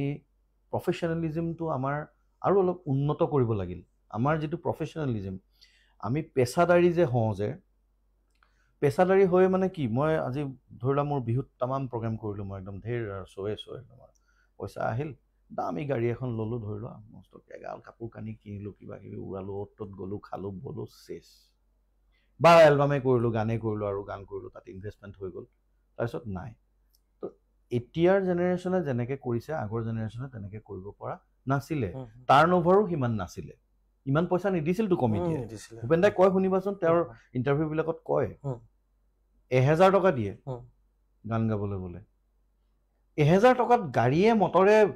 মিউজিচিয়ান বজোৱা মানুহ তুমি কল্পনা কৰাচোন ঠিক আছে পইচাৰ ভেলু 1 পইচা তেতিয়া 1 পইচা চলিছিল 10 পইচা চলিছিল মই মানিছো বাৰু 10 পইচা চলিছিল যদিও 1000 টকাত তুমি নিজে ভাবাচোন সেই 1000 টো এতিয়া 10 লাখ হ'ল 8 লাখ হ'ল 4 লাখ 5 লাখ হ'ল টকাৰ ভেলুটো কিন্তু সেই মানে 10 পইচাৰ পৰা আহি পেলাই এতিয়া হয়তো 10 পইচাৰ ভেলুটো এতিয়া হয়তো 10 টকা হৈছে বা 5 টকা হৈছে খুব বেছিছে বেছি কিন্তু সিঙ্গাৰজনৰ ভেলুটো 1000 ৰ পৰা গৈ 10 লাখ হৈ গ'ল কিন্তু দ্যাট মিন্স কি টাৰ্ন ওভাৰ বেছি হৈছে মানুহে বেছিকে পইচা দিছে এতিয়া মানুহৰ পইচা দিবলৈ আছে মানুহো ধনী হৈছে সমাজো ধনী হৈছে আগত সমাজো দুখীয়া আছিল এতিয়া সমাজ ধনী হৈছে তো নহলে 10 লাখ টকীয়া আৰ্টিষ্ট বিহুত কেনেকে মাতে হে ক'ৰ পৰা মাতি আছে পইচাটো কাৰ ৰাইজৰ পইচা তো মই ভাবো কি এই বস্তুটো আৰ্টিষ্ট সকলেতো ভাবিবই লাগে এতিয়াৰখিনি মই ক'বলৈ নাযাওঁ এতিয়াৰখিনিয়ে জানে ভালকে এই বস্তুটো কিন্তু যিখিনি মানুহ এতিয়াও সাৰ্ভাইভ কৰি আছে জীয়াই আছে তেওঁলোকক যাতে তেওঁলোকৰ বাকি থকা দিনকেইটা এই ফ্ৰাষ্ট্ৰেশ্যনটো যাতে নাহে এই ভয়ানক যেটো আজি দেখি আছো আমি চকুৰ আগত এটো যাতে নহয় কাৰণ এজন শিল্পী অকলে কেতিয়াও নহয় ন তেওঁৰ পিছতে পৰিয়াল আছে তো আছে তেওঁৰ ল'ৰা ছোৱালী আছে নাতিপুতি আছে অকল আমি শিল্পীজনৰ কথা চিন্তা কৰিলেও নহব নাতিপুতিখিনি এটো খাব ন খুলি খুলি খাব তো মানুহজনক পিছ পিছকে বিক্ৰী কৰিব কি কৰিব নহলে থৈ কি গৈছে থৈছে কি সেইটো কথা কোৱা থোৱাৰটো ব্যৱস্থা একো নাই একোৱেই নাই তো এটো এটা ডাঙৰ উদাহৰণ এটাটো এনেকে বহু কেজন গলে অলৰেডি বহুত গৈছে আমি জানো তেওঁলোকৰ কি কণ্ডিশ্যনত লাষ্টত কি হয়গে আজি এটা ফেসবুকত ফান্ড ৰেজাৰ আহে ফান্ড ৰেজাৰ ৰিকুৱেষ্ট আহিব একাউণ্ট নাম্বাৰ দিব কি হল কিডনি বেয়া হল লিভাৰ বেয়া হল আৰে ভাই কেনেকুৱা লাগে দেখিবলৈ বস্তুটো বহুত হেৰুৱালো আৰু এই যে সন্মানখিনি শেষ মুহূৰ্তত আমি যেন একেবাৰে সেই সন্মানখিনি আমি শেষ কৰি দিওঁ কথাবোৰ এনেকুৱা বহুত হৈছে কি কম আৰু বৰ দুখ লগা কথা আৰু মই ষ্টিল মই ভাবো যে এতিয়াও লিখিছে হিনান আমাৰ শ্ৰদ্ধাৰ সংগীত পৰিচালক প্লাছ ভাল আমাৰ অসমৰ স্বনামধন্য বাদ্যযন্ত্ৰ শিল্পী ৰূপম তালুকদাৰ তেওঁ লিখিছে তেওঁ মানে লিখাটো চাই পেলাই মই মানে মোৰ বুকুলৈকে মই হিলি গৈছো ভিতৰলৈকে কি লিখিছে তাৰমানে তেওঁ দুটামান লাইন লিখিছে ফেচবুকত যে মোৰ ভুল হ'ল মই মানুহটো ভাল নহয় এনেকে লিখিছে ৰূপম দাই মই ৰমেনদাৰ খবৰ এটা মানে ইমান মানুহৰ ইমানে ৰিয়েলাইজেশ্যন হৈছে ইমান বেয়া লাগিছে ইমানে বেয়া লাগিছে বস্তুটো তাৰমানে ধৰি লোৱা ৰূপম দাহঁত ৱেল টু ডু ফেমিলিৰ মানুহ তেওঁলোকৰ কেতিয়াও চিন্তা নাই তেওঁলোকে মিউজিক নকৰিলেও চলি যাব আৰু এনেকুৱা বহুত আছে যোনে মিউজিক নকৰিলেও খাব পাৰিব বা মই এতিয়া ধৰি লোৱা মই যদি গান বাদ দি দিওঁ মই এটা চাকৰি কৰি আছো কিয় ললো চাকৰি তাতো কাহিনী আছে ইমান বছৰ কিয় নকৰিলো তাতো কাহিনী আছে শিক্ষাটো মই তেতিয়াই ললো কিন্তু গ্ৰেজুৱেট মই তেতিয়াৰে সায়েন্স গ্ৰেজুৱেট তাৰপিছত কম্পিউটাৰৰ শিক্ষা ললো লৈ পেলাই সব বাদ দি আহি পেলাই গান গাবলৈ ললো তাৰপিছত ৰিয়েলাইজ কৰিলো যে নহয় মইতো চাৰ্টিফিকেট এখন গোটাই থৈছো ভাল নম্বৰ লৈ থৈছো তো মই গান গাবৰ কাৰণে মোক চাৰ্টিফিকেটখন নালাগে নহয় কি কৰিম গান গাবলৈতো তুমি যোনে গান গাব পাৰিলে ৰিক্সাৱালাও হিট হৈ গৈ আছে হালুৱাও হাল বাই আছিল কালিলৈকে তাক কোনোবাই বঢ়িয়া বিহু গা বল ষ্টুডিঅ'লে ধৰি আনি সিও হিট হৈছে সিও আজি কৰ'ৰপতি কিন্তু মই যে শিক্ষা লৈ থলো মোৰ শিক্ষাখিনি আনুষ্ঠানিক শিক্ষাখিনি তাৰটো মূল্য আছে মইতো কষ্ট কৰিছো মোৰ দেউতাই খৰচ কৰিছে তাৰ কাৰণে মই সেইকাৰণে ভাবিলো যে নহয় প্ৰফেশ্যনটো বেলেগ কৰিলো পেশ্যনটো বেলেগ কৰি ৰাখো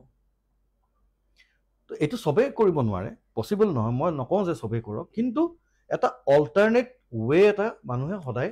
ৰাখিব লাগে যিটো ডিপেণ্ডাহঁতে নকৰিলে ৰমেন দাহঁতে ডিপেণ্ডাহঁতে নকৰিলে কেৱল বিলাহী থাকোতেই গ'ল এই শিল্পী এটা ভাৱ লৈ মই শিল্পী মানে মই এনেকুৱা ধৰণৰ এটা বস্তু লৈ তেওঁলোকে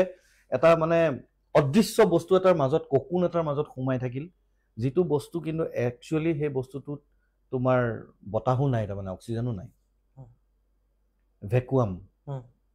ৰিয়েলি ক'বলৈ গ'লে লাইফবিলাক ভেকুৱাম হৈ গ'ল তেওঁলোকৰ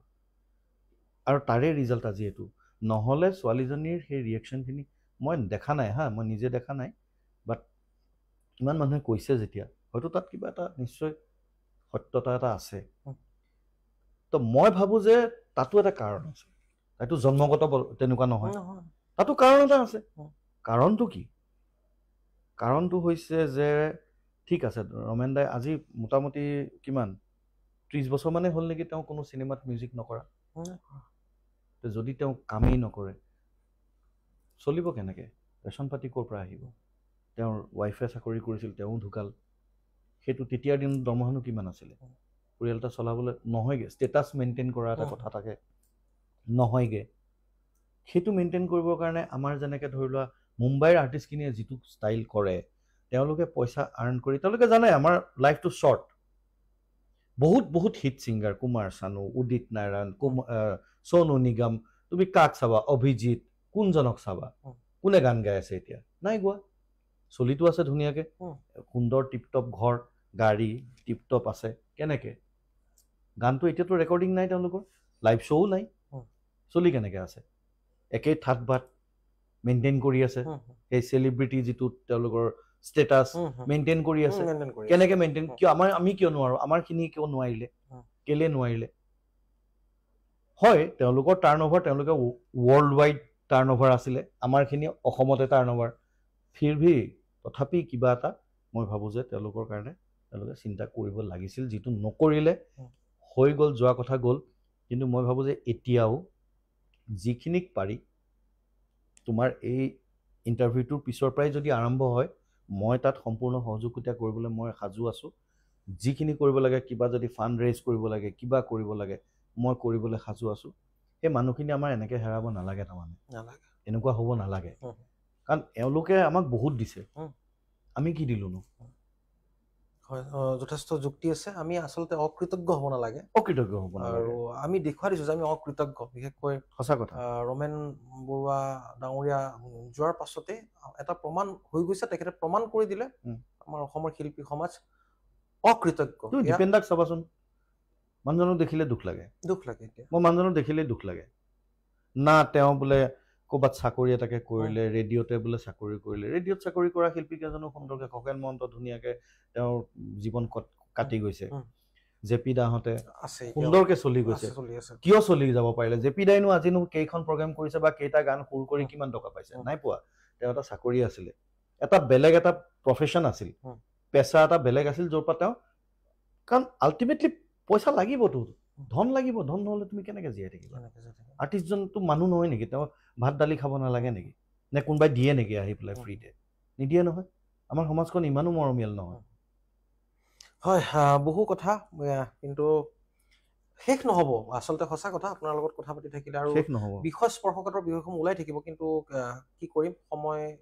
সদায় দুপৰ দিয়েই কিন্তু কিছু কিছু সংক্ষেপে আপোনাৰ পৰা জানিব বিচাৰিম বিশেষকৈ হৈ যোৱা বিহুসমূহ যিসমূহ বিহু অনুষ্ঠানসমূহ আমি দেখিছোঁ বিহু ৰঙালীৰ মঞ্চসমূহত তাত প্ৰায় কেইটামান বছৰৰ পৰা আমি দেখিছোঁ যে কেৱল কণ্ঠৰ ওপৰত গুৰুত্বটো কম দিয়া হয় তেওঁলোকৰ ৰূপ লাৱণ্য একাংশ দেই মই সকলোকে কোৱা নাই আৰু তেওঁলোকৰ তাতে বাজেটো তেওঁলোকৰ যথেষ্ট আৰু মঞ্চতো দেখোঁ তেওঁলোকৰ ক'ৰবাত বেসুৰা হয় কেতিয়াবা ক'ৰবাত পুৰণা গীত এটি আৰম্ভণিতে লয় সেইটোও তেওঁলোকে বিকৃত কৰি পেলাই তাৰপিছতো নে এতিয়া অসমৰ শ্ৰোতা দৰ্শকৰ ৰুচি নোহোৱা হৈছে আপুনি কি ভাবে সেইটোৱে তুমি শেষত কোৱা কথাটোৱে ৰুচিও ঠিক নহয় আমি কি বস্তু ফ'ল' কৰি পেলাই এজন শিল্পী নিৰ্বাচন কৰি আছোঁ এখন মঞ্চৰ কাৰণে এখন বিহু কমিটিয়ে বা যিকোনো কমিটি এখনে কি কি ক্ৰাইটেৰিয়া চাই আছে ক্ৰাইটেৰিয়াবিলাক কি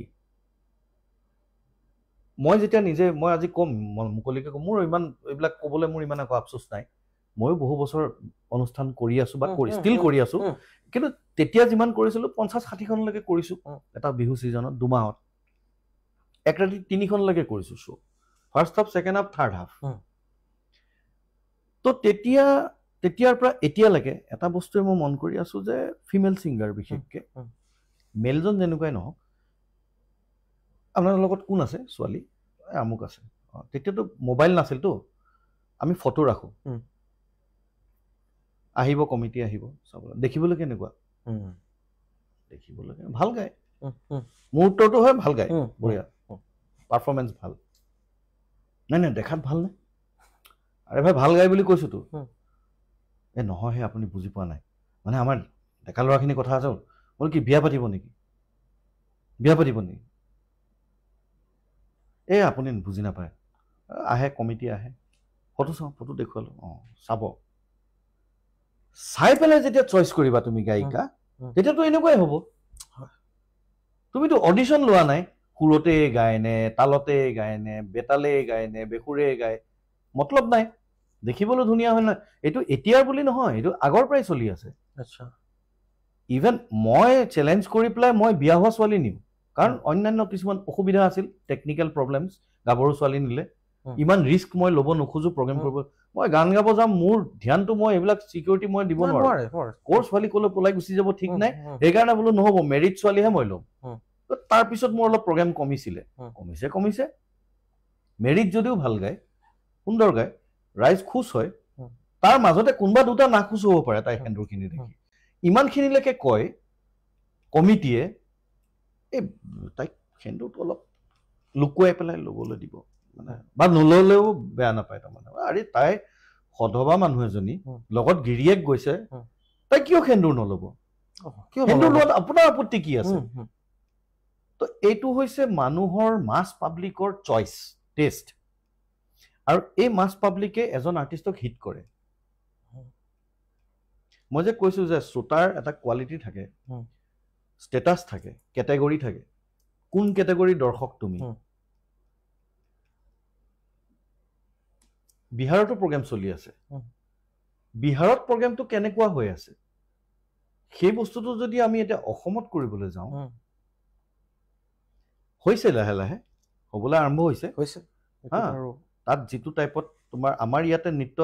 চলিলে ইয়াৰ নৃত্যটো বেলেগ তাৰ নৃত্যটো বেলেগ অকণমান তুমি দেখিছাই নিশ্চয় জানা চাগে কি হয় বন্দুকো ফুটাই দিয়ে ইমানেই উত্তেজিত হৈ যায় মানে বন্দুকে ফুটাই দিয়েগে লাষ্টত তো এই বস্তুটো আমি যিটো চিত্ৰহাৰ বুলি কওঁ আগতে এই হেৰি কি মেলা আহে আমাৰ মেলাবোৰ আহিছিলে আগতে যেটা চিত্ৰহাৰ মেলাবোৰ আহিছিলে এতিয়া চিত্ৰহাৰ চাবলৈ যোৱা দৰ্শকখিনি কোন হয় চবটো নাযায় সব নাযায় কিন্তু গতিকে সেই পইণ্টত যেতিয়া সেই মানুহখিনি আহি পেলাই যেতিয়া এখন বিহুৰ নিচিনা আমাৰ পৰম্পৰাগত বিহু এখন যেতিয়া পাতিব বিহুৰ নাম দি যেতিয়া পাতি লৈ পেলাই যেতিয়া ছিংগাৰ চিলেকশ্যন কৰিব তেওঁলোকে যেতিয়া ক্ৰাইটেৰিয়াখিনি ধুনীয়া হ'ব লাগিব দেখাত ধুনীয়া হ'ব লাগিব মানে একদম ঝাকাছ হ'ব লাগিব তাত গানৰ কথা আহায়ে নাই আৰু যিখিনি উঠি অহা বেসুৰা ছিংগাৰ তেওঁলোকেও জানে সেইটো কথা যে মই এইটোত অলপ বেছি মাথা মাৰি দিলে 2-3 বছৰলৈ মোৰ হৈ গ'ল আৰু মোৰ মানে খেতি হৈ গৈছে মোৰ আল্টিমেটলি কি হৈছে যিখিনি ভাল গোৱা অকণমান দেখনীয়াৰ নহয় চাগে অকণমান কম দেখনীয়াৰ বা ফটোজেনিক নহয় কেমেৰাজেনিক নহয় বহুত ভাল গায় এনেকুৱা বহুত ছিংগাৰ মই জানো যি এতিয়া ফ্ৰাষ্ট্ৰেটেড সিহঁতক 50,000 টকা দিব নোখোজে গাই কিন্তু তামাম টেৰিফিক গায় ষ্টুডিঅ'ত মাতি দিয়া একে চুটত এটা গান উধৰ পৰা মুধলৈ গায় অ'কে কৰি থৈ যাব অত টিউনো নালাগে এনেকুৱা ছিংগাৰ এটা বহি আছে গাবলৈ নাই নামাতে কিয় নামাতে কাৰণ আৰু ইয়াত আমাৰ মানে স্বনামধন্য টিভি চেনেলসমূহৰো ইয়াত যথেষ্টখিনি অৱদান আছে কিবা এটা অদ্ভুত কিবা এটা মানে আৰু আল্টিমেটলি চোৱা আমি যে চৰকাৰক গালি পাৰোঁ মই তেতিয়া মানুহক কওঁ চৰকাৰ কি বস্তু কোন হয় ক'ৰ পৰা আহিছে মংগল গ্ৰহৰ বস্তু নেকি চৰকাৰ তুমি মই আমিয়ে চৰকাৰ মানুহ এজন নিৰ্বাচিত ক'ৰ পৰা হৈছে আমাৰ সমাজত তোমাৰ কাষৰ ঘৰখনৰ মানুহজন MLA হ'ল তুমি সৰুৰ পৰা মানুহজনক দেখি আছা তোমাতকৈ 5 বছৰ বা 7 বছৰ ডাঙৰ তেওঁ আজি MLA হৈ তাৰপিছত মিনিষ্টাৰ হ'ল তাৰপিছত তেওঁ আইন বনাব তাৰপিছত তুমি গালি পাৰিবা মানুহজন কোন মানুহজন তোমাৰ কাষৰ ঘৰৰ মানুহজন নহয় জানো ঠিক তেনেকুৱা কথাটো যেতিয়া দৰ্শক শ্ৰোতা গণ্ডগোলীয়া হ'ব বা মিডিয়া পাৰ্চনছখিনি যেতিয়া এনেকুৱা ধৰণৰ চৰিত্ৰ মানুহ যেতিয়া মিডিয়াত সোমাই যাব আৰু ইয়াত আণ্ডাৰলাইং কিছুমান কথা আছে মই ইয়াত নকওঁ এতিয়া বিশেষকৈ মহিলা কণ্ঠশিল্পী কণ্ঠজীৱী বুলি মই নতুন এটা টাৰ্ম দিছোঁ এতিয়া কণ্ঠজীৱী তো এই কণ্ঠজীৱীসকলৰ উত্তৰণৰ ক্ষেত্ৰত সেই ক্ৰাইটেৰিয়াখিনি মিডিয়াই ফিক্স কৰিছিল প্ৰথম এতিয়াতো মেল খাই গ'ল এতিয়া কোনো টিভি চেনেলৰ ওপৰত কোনো ছিংগাৰ ডিপেণ্ডেণ্ট নহয় এতিয়া বেলেগ এটা বস্তু আহি গ'ল এতিয়া ইণ্টাৰনেট ইয়াত ভিউজ তুমি কি কৰি পেলাই কেনেকে তুমি মিলিয়নছ গোটাই পেলাই তোমাৰ এতিয়া এতিয়া বিহু কমিটি বহে মোবাইলটো লৈ ইউটিউবটো খুলি ল'ব বা ফেচবুকটো খুলি ল'ব তাত কোন ভাইৰেল তো সেই ভাইৰাছ থকা আৰ্টিষ্টখিনিহে এতিয়া বৰ্তমান তাৰমানে যিখিনি আমি কি হৈছে তোমাৰ মোৰ গাটো বেয়া মোৰ বিৰাট ভাইৰেল কালিৰ পৰা এই ভাইৰেল হোৱা বস্তুটো মই কাৰোবাক কওঁ সেইকাৰণে মোক কয় এনেকুৱা তুমি এইটো কৰিবা বোলো শুনা মোৰ ভাইৰাছ লগাই লোৱা নাই গাত আৰু নালাগে মই ভাইৰাছ নোহোৱাকে মানে এনেকেই থাকিয়ে ভাল পাইছো সুস্থ হৈ আছো ভাইৰেল হৈ মই বেমাৰী হ'ব নোখোজো কাৰণ সেই ভাইৰাছটো যেতিয়া তাৰ গাৰ পৰা গুচি যাব তাৰপিছত তাৰ এনেকুৱা এটা অৱস্থা হ'ব তামোলৰ বাকলি দেখিছা তামোলৰ দোকানৰ কাষত যে পৰি থাকে যে তামোলৰ বাকলি হ'বগৈ গৈ বৰ ধুনীয়া আপোনাৰ এই যিবোৰ চিন্তাধাৰা মই ভাবো নৱপ্ৰজন্মৰ উদ্বৃত্ত হ'ব লাগে এই এনেধৰণৰ আচলতে কাকো আমি সমালোচনা কৰা নাই মিছা কথা কৰা নাই কিন্তু যেতিয়া গোটেই পৰিৱেশটো এনেদৰে আমি যদি কালিলৈ বিহাৰৰ সোণপুৰ মেলাৰ সৈতে যদি আমাৰ ৰঙালীৰ পবিত্ৰ মঞ্চখনক যদি আমি ৰিজাব লগা হয় তাতকৈ দুৰ্ভাগ্যজনক জাতিটোৰ বাবে কি হ'ব আজি এতিয়া ৰমেন বৰুৱাৰ দৰে যশস্বী এগৰাকী সংগীতজ্ঞ যিমানখিনি তেখেতে দিছে হয়তো কোনো অসমীয়া সংগীত পৰিচালক ইমানখিনি কৰা নাই কোনো কৰা নাই জানো তেখেত নাই কিন্তু তেখেত নোহোৱা হোৱাৰ আঁত ধৰি বহু কথা আমাক বুজাইছে আৰু আমি বুজি নাপাওঁ যদি পুনৰবাৰ কৈছো আমি চূড়ান্ত অকৃতজ্ঞ যিয়ে হওক বহু সময় কথা পাতিলো আপোনাৰ মনৰ ভাৱখিনি জানিবলৈ বহুখিনি থাকি গ'ল ঋতুদা কাৰণ মই যি দেখিছো আপুনি এটা বিস্ফোৰণ তাৰমানে কথা আপোনাৰ পৰা এনেকুৱা থাকি গ'ল কিন্তু সদৌ শেষত বুলি নকওঁ মই আপোনাক তিনিগৰাকী অসমৰ বৰ্তমানৰ মই তিনিগৰাকী বিশেষকৈ নাম আপোনাৰ ওচৰত ল'ব বিচাৰো আৰু সেই তিনিগৰাকীৰ সংগীত শিল্পীৰ বিষয়ে আপোনাৰ ধাৰণা একেবাৰে শ্বৰ্টলি আপোনাৰ পৰা মই জানিব বিচাৰিম প্ৰথমতে আপোনাৰ পৰা জানিব বিচাৰিম অনুৰাগ শইকীয়া বহুত বেছি টেলেণ্টেড ল'ৰা আৰু সি একদম প্ৰপাৰ জেগা পাইছে এতিয়া মই জানো যেতিয়া গুৱাহাটীত আছিল তেতিয়াৰ পৰাই জানো আৰু তেওঁৰ পৰিয়ালটোৱে তেনেকুৱা আটাইতকৈ ডাঙৰ কথা কি সি এটা মানে তাৰ যিটো শিপা মজবুত কাৰণে আউটপুটটো মজবুত আছে সেই শিপাখিনি সি ইউজ কৰিছে তাত সত্ৰীয়া বৰগীতৰ পৰা লৈ পেলাই লোকসংগীতৰ পৰা লৈ পেলাই তাৰ জ্ঞানটো তাৰ পিছত জেজ শিকিছে ব্লুজ শিকিছে ৰক শিকিছে কিবা শিকিছে বলিউডি শিকিছে সেইবিলাক পিছত শিকিছে কিন্তু এই শিপাটো মজবুত আছিল অনুৰাগ শইকীয়াৰ যিটো বস্তু আমি এতিয়া তুমি পঞ্চায়তখন চাবা মিউজিক কাৰ অনুৰাগ শইকীয়াৰ ডাঙৰ কথা আকৌ বহুত ডাঙৰ কথা যিখন ৱেব ছিৰিজে এই গোটেই কাপোৰ নিপিন্ধা ৱেব ছিৰিজ বিলাক নোহোৱা কৰি পেলাই যিখন ৱেব ছিৰিজ এতিয়া 1 নম্বৰত আহি গ'ল ধেমালি কথা নহয় কোনো নিউডিটি নাই সব ৰিয়েল এক্টিং মানে ৰিয়েলিষ্টিক এক্টৰ্ছ বিলাক লাগিলে মই নিজে পঞ্চায়তৰ চাকৰিয়াল মই এখন পঞ্চায়ত চলাই আছো মোৰ এনেকুৱা লাগা ছেক্ৰেটাৰীটো ময়ে নেকি মোৰ ইমান বেছি তাৰমানে ৰিলেট কৰিব পাৰি প্ৰত্যেকজনৰ লগত ৰিলেট হৈ আছে তো অনুৰাগ শইকীয়াৰ বিষয়ে মানে মইনো কি ক'ম আৰু তাতকৈ বেছি কিন্তু সঁচাকৈ সি একদম যোগ্য জেগা পাইছে স্থান পাইছে পাব লাগে উপযুক্ত মানুহে উপযুক্ত স্থান পাইছে আৰু মই আশা কৰোঁ যে তাৰ পৰা আমি আৰু অসমে বিশেষকৈ বলিউডেতো পাইছেই বলিউডে ষ্টিল পাই আছে আগলৈও পাব আমিও যাতে তেওঁৰ মানে যিখিনি সৃষ্টি বা তেওঁৰ যিখিনি সমল আছে সেইখিনিৰে আমাৰ অসমীয়া সংগীতকো যাতে তেওঁ কিছু বস্তু দিয়ে এয়া আছিল অনুৰাগ শইকীয়াৰ প্ৰতি আপোনাৰ ধাৰণা প্ৰবীণ সংগীতজ্ঞ জিতুল সোণোৱাল আৰে বাপ জিতুলৰ গানটো আমাৰ কাৰণে ট্ৰেণ্ডছেটাৰ তেখেত কাৰণ তাৰ আগলৈকে আমি কি শুনিছিলোঁ ৰিদীপ দাহঁতক শুনিছিলোঁ ঠিক আছে এটা ধাৰা ৰিদীপ দাহঁতে ধৰি লোৱা এটা ধাৰা এটা টাইপত আছিল ৱেষ্টাৰ্ণ ফিলটো আছিলে তাৰ মাজত অৰুণ দাস আহিল যদিও অৰুণ দাসৰ গানখিনি সেইটো এটা ধাৰা সেইটো এটা ধাৰা প্লাছ তেওঁৰ লাইভ পাৰফৰ্মেঞ্চ আমি দেখিছোঁ অৰুণ দাসৰ অনন্য তাৰমানে বেলেগ তাৰ মাজত জিতুল সোণোৱাল আহিল জিতুল দাৰ বস্তুটো কমাৰ্চিয়েলাইজড যিটো আছামিজ মিউজিক কিন্তু ব্যৱসায়ীকৰণ বুলি ক'ব পাৰি 100% তেতিয়া কেছেট এনেকুৱা চেল হোৱা নাছিলে আমাৰ মিউজিক মেকাৰ্ছ বীৰেন্দা তেজপুৰৰে মানুহ তেওঁৰ এখন কেছেটৰ দোকান আছিলে তাৰ পৰা আহি তেওঁ এজন বৃহৎ প্ৰডিউচাৰ হ'ল অসমীয়া কেছেটৰ আৰু তেওঁলোকৰ যিটো কনচেপ্ট আছিল যে মুম্বাইৰ শিল্পীৰ হতুৱাই আমি অসমীয়া গান গোৱাম এই কনচেপ্ট বিৰাট সাকসেস এইটো কনসেপ্ট প্ৰিয়তমা প্ৰথম কেছেটটোৰ প্ৰিয়তমাৰ প্ৰায় বস্তুটো আহি গ'ল প্লাছ তেওঁলোকে কিছু জিতুল দাহঁতে মিলি পেলাই জিতুল দা ইয়াৰ বেকত আছিলে যদিও প্ৰত্যেকটো কেছেটত জিতুল দা কিন্তু এটাই গান থাকে বা দুটা গান থাকে শেষৰ গানটো সদায় জিতুল দাৰ হয় কেছেটৰ সদায় last number and first number শুনে মানুহে কেছেটটো কিনিবৰ সময়ত আমি কি কৰোঁ প্লে কৰোঁ ন 1 নম্বৰ গানটো শুনিলোঁ এই 2 ছেকেণ্ড 3 ছেকেণ্ড ঘূৰাই দেচোন ঘূৰাই দিওঁতে সদায় 8 নম্বৰটো বাজে বুজি পাইছানে 1 আৰু 8 মাজত যিয়ে নাথাকক যাবৰে থাকক লাগিলে কিন্তু 1 আৰু 8টো সদায় কেছেট বনোৱা সময়ত 1 নম্বৰ 8 নম্বৰ গানকেইটা হিচাপ কৰা হয় তো জিতুল দাৰ গান সদায় লাষ্টত থাকে এটা এৰি দিয়ে লাষ্টত আৰু ধামাকা বস্তু এটা যিকেইটা গান তেওঁ এৰিলে সেইখিনি সময় বেছি গান নাছিল কিন্তু তেওঁৰ খুব কম গানেৰে তেওঁৰ কণ্ঠত এটা বেলেগ এটা বস্তু আছিল এটা বেলেগ ধৰণৰ বস্তু এটা তাৰমানে দৰদ এটা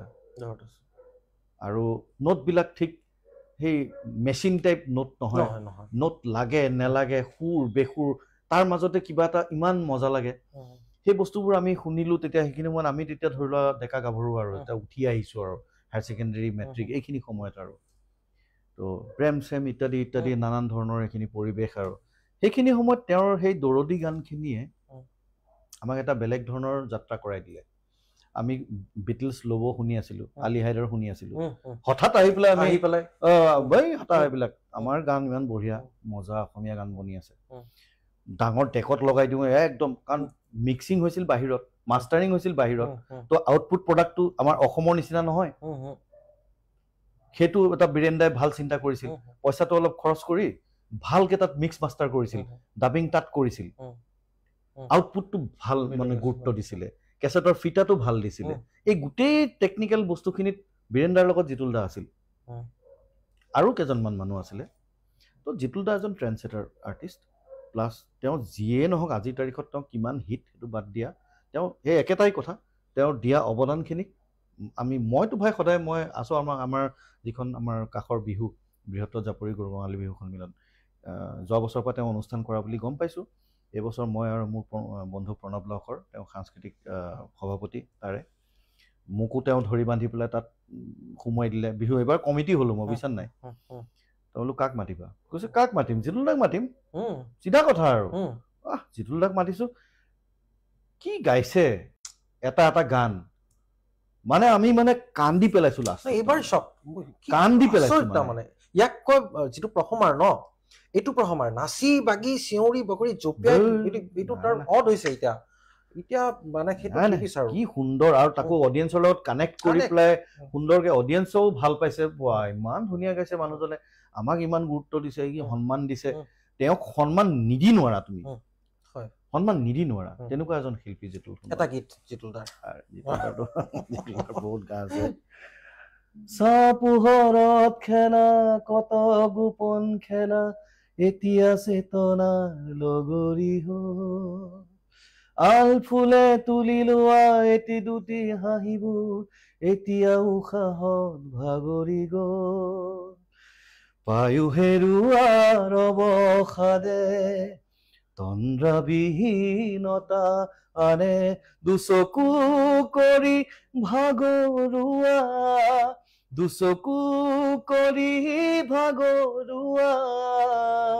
দুখৰ ৰাতিটো যেন নোযোৱা নোপোৱা দেহা মোৰ ভাগৰুৱা জুংগলা গধূলিতে ক্ষণ হ'ল আধৰুৱা দুখৰ ৰাতিটো যেন নোযোৱা নোপোৱা দেহা মোৰ ভাগৰুৱা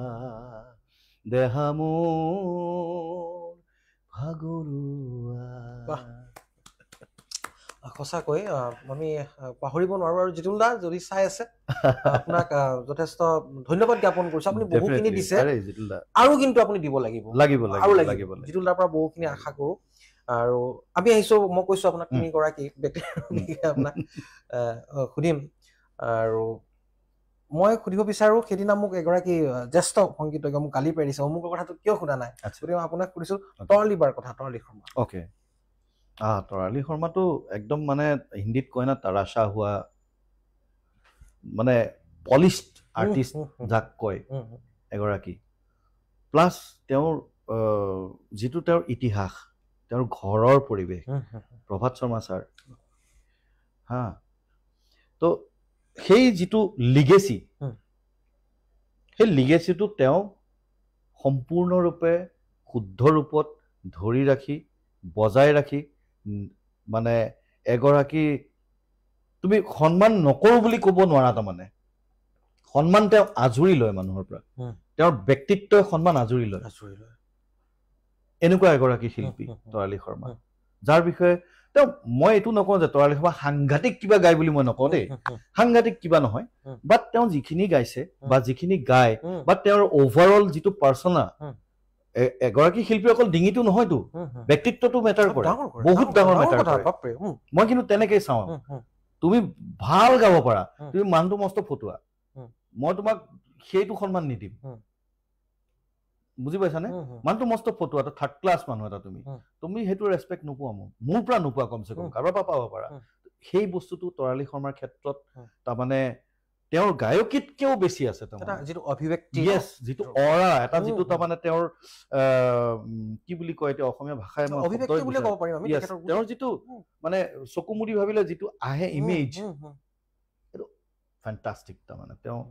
আগৰ পৰাই দেই তৰালি বা আগৰ পৰাই সেই বস্তুটো আছে যেতিয়া তেওঁ ষ্টুডিঅ' বিহু গাই ফুৰিছিল তেতিয়াও তেওঁ তেনেকুৱাই আছিল আজিও তেওঁ তেনেকুৱা আৰু তেওঁ এগৰাকী মহিলা সংগীত পৰিচালক এইটো বস্তু বৰ ডাঙৰ কথা আজি মই ফ'ল' কৰোঁ আমাৰ বেংগলৰ মোহিনী দে মই সাংঘাতিক ফেন মোহিনী দেৰ ফিমেল বেচিষ্ট মিতালী বুলি এগৰাকী আছে তাবলা বজায় সাংঘাতিক বজায় সাধাৰণতে মহিলাখিনি এই দিশটোত মাথা নামাৰে মিউজিক অৰিয়েণ্টেড যিখিনি মানে গানৰ বাদে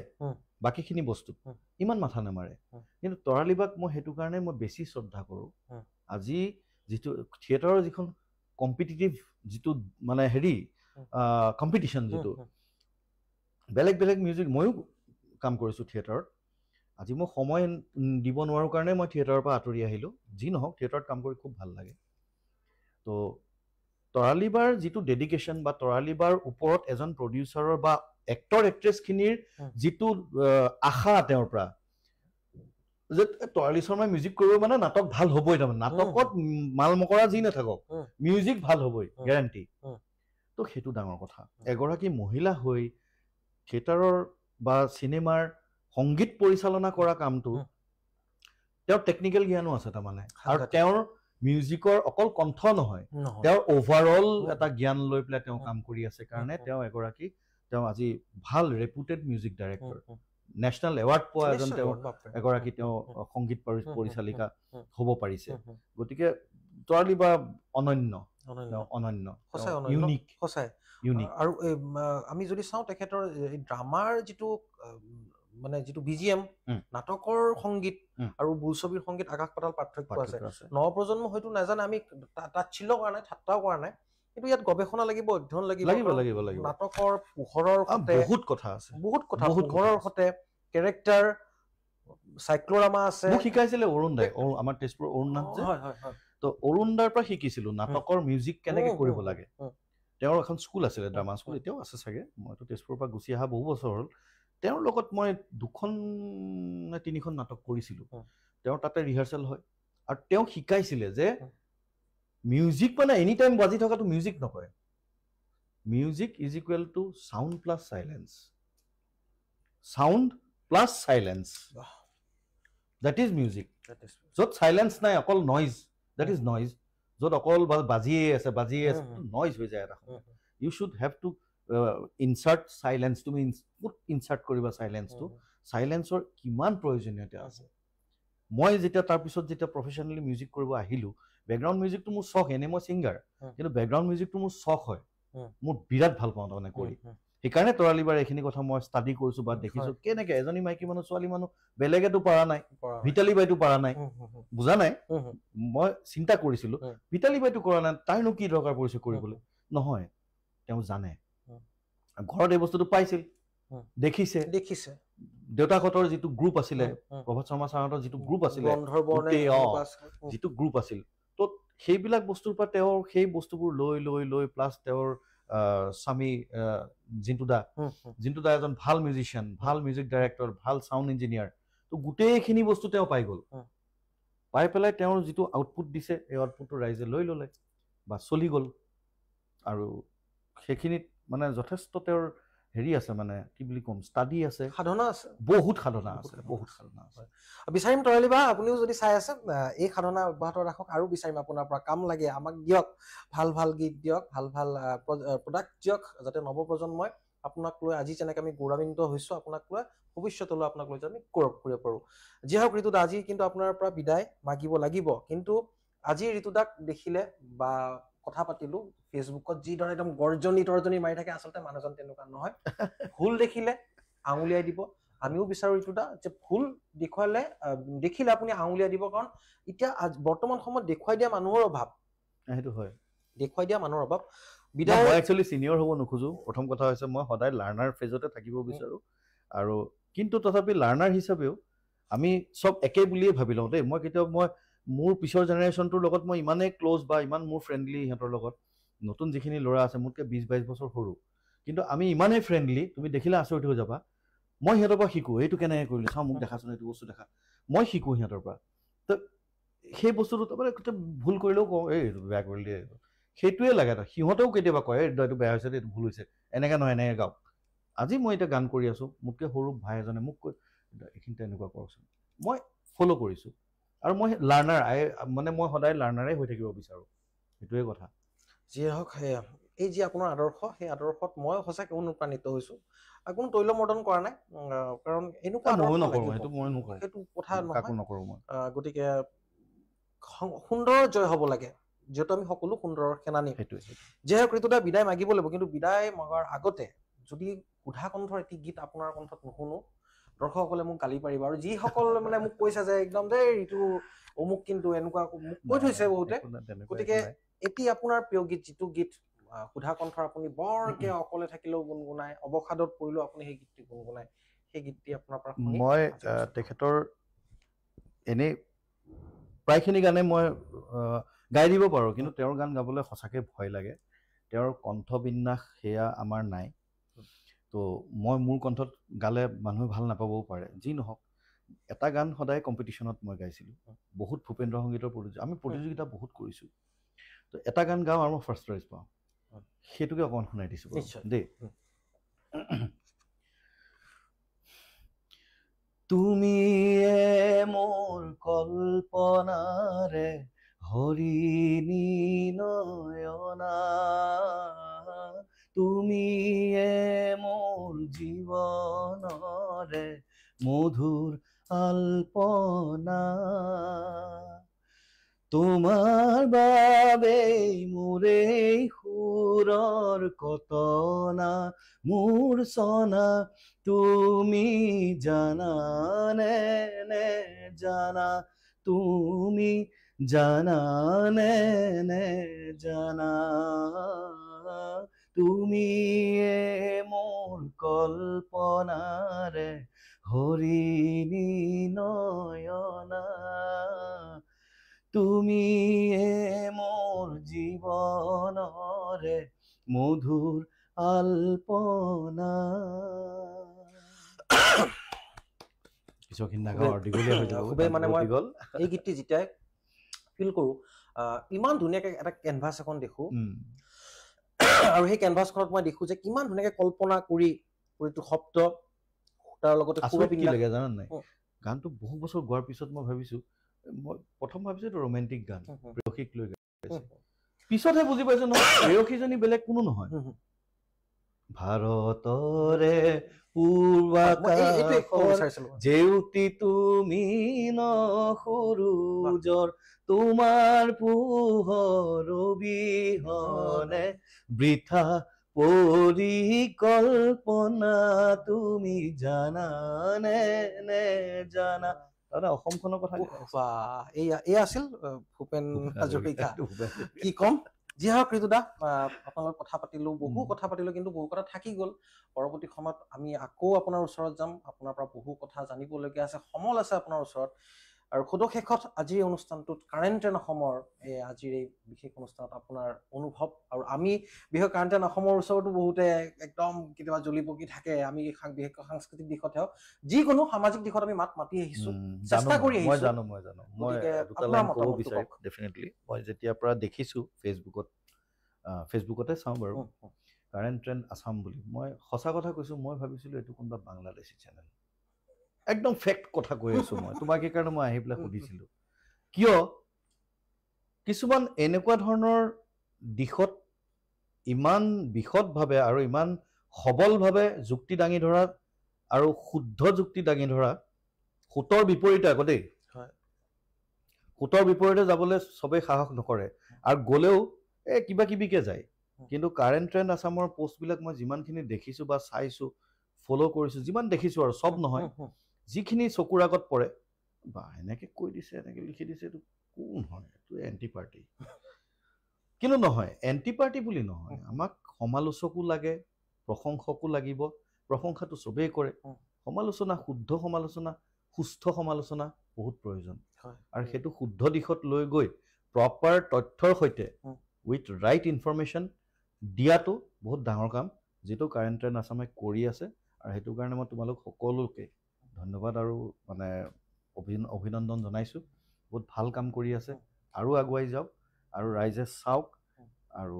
ফলোৱাৰ্ছ বাঢ়ক বাকী ব্যৱসায়ো বাঢ়ক ব্যৱসায় লাগিবই মই ব্যৱসায় লাগিবই ভাই গতিকে বাঢ়ক সেইটোৱে মোৰ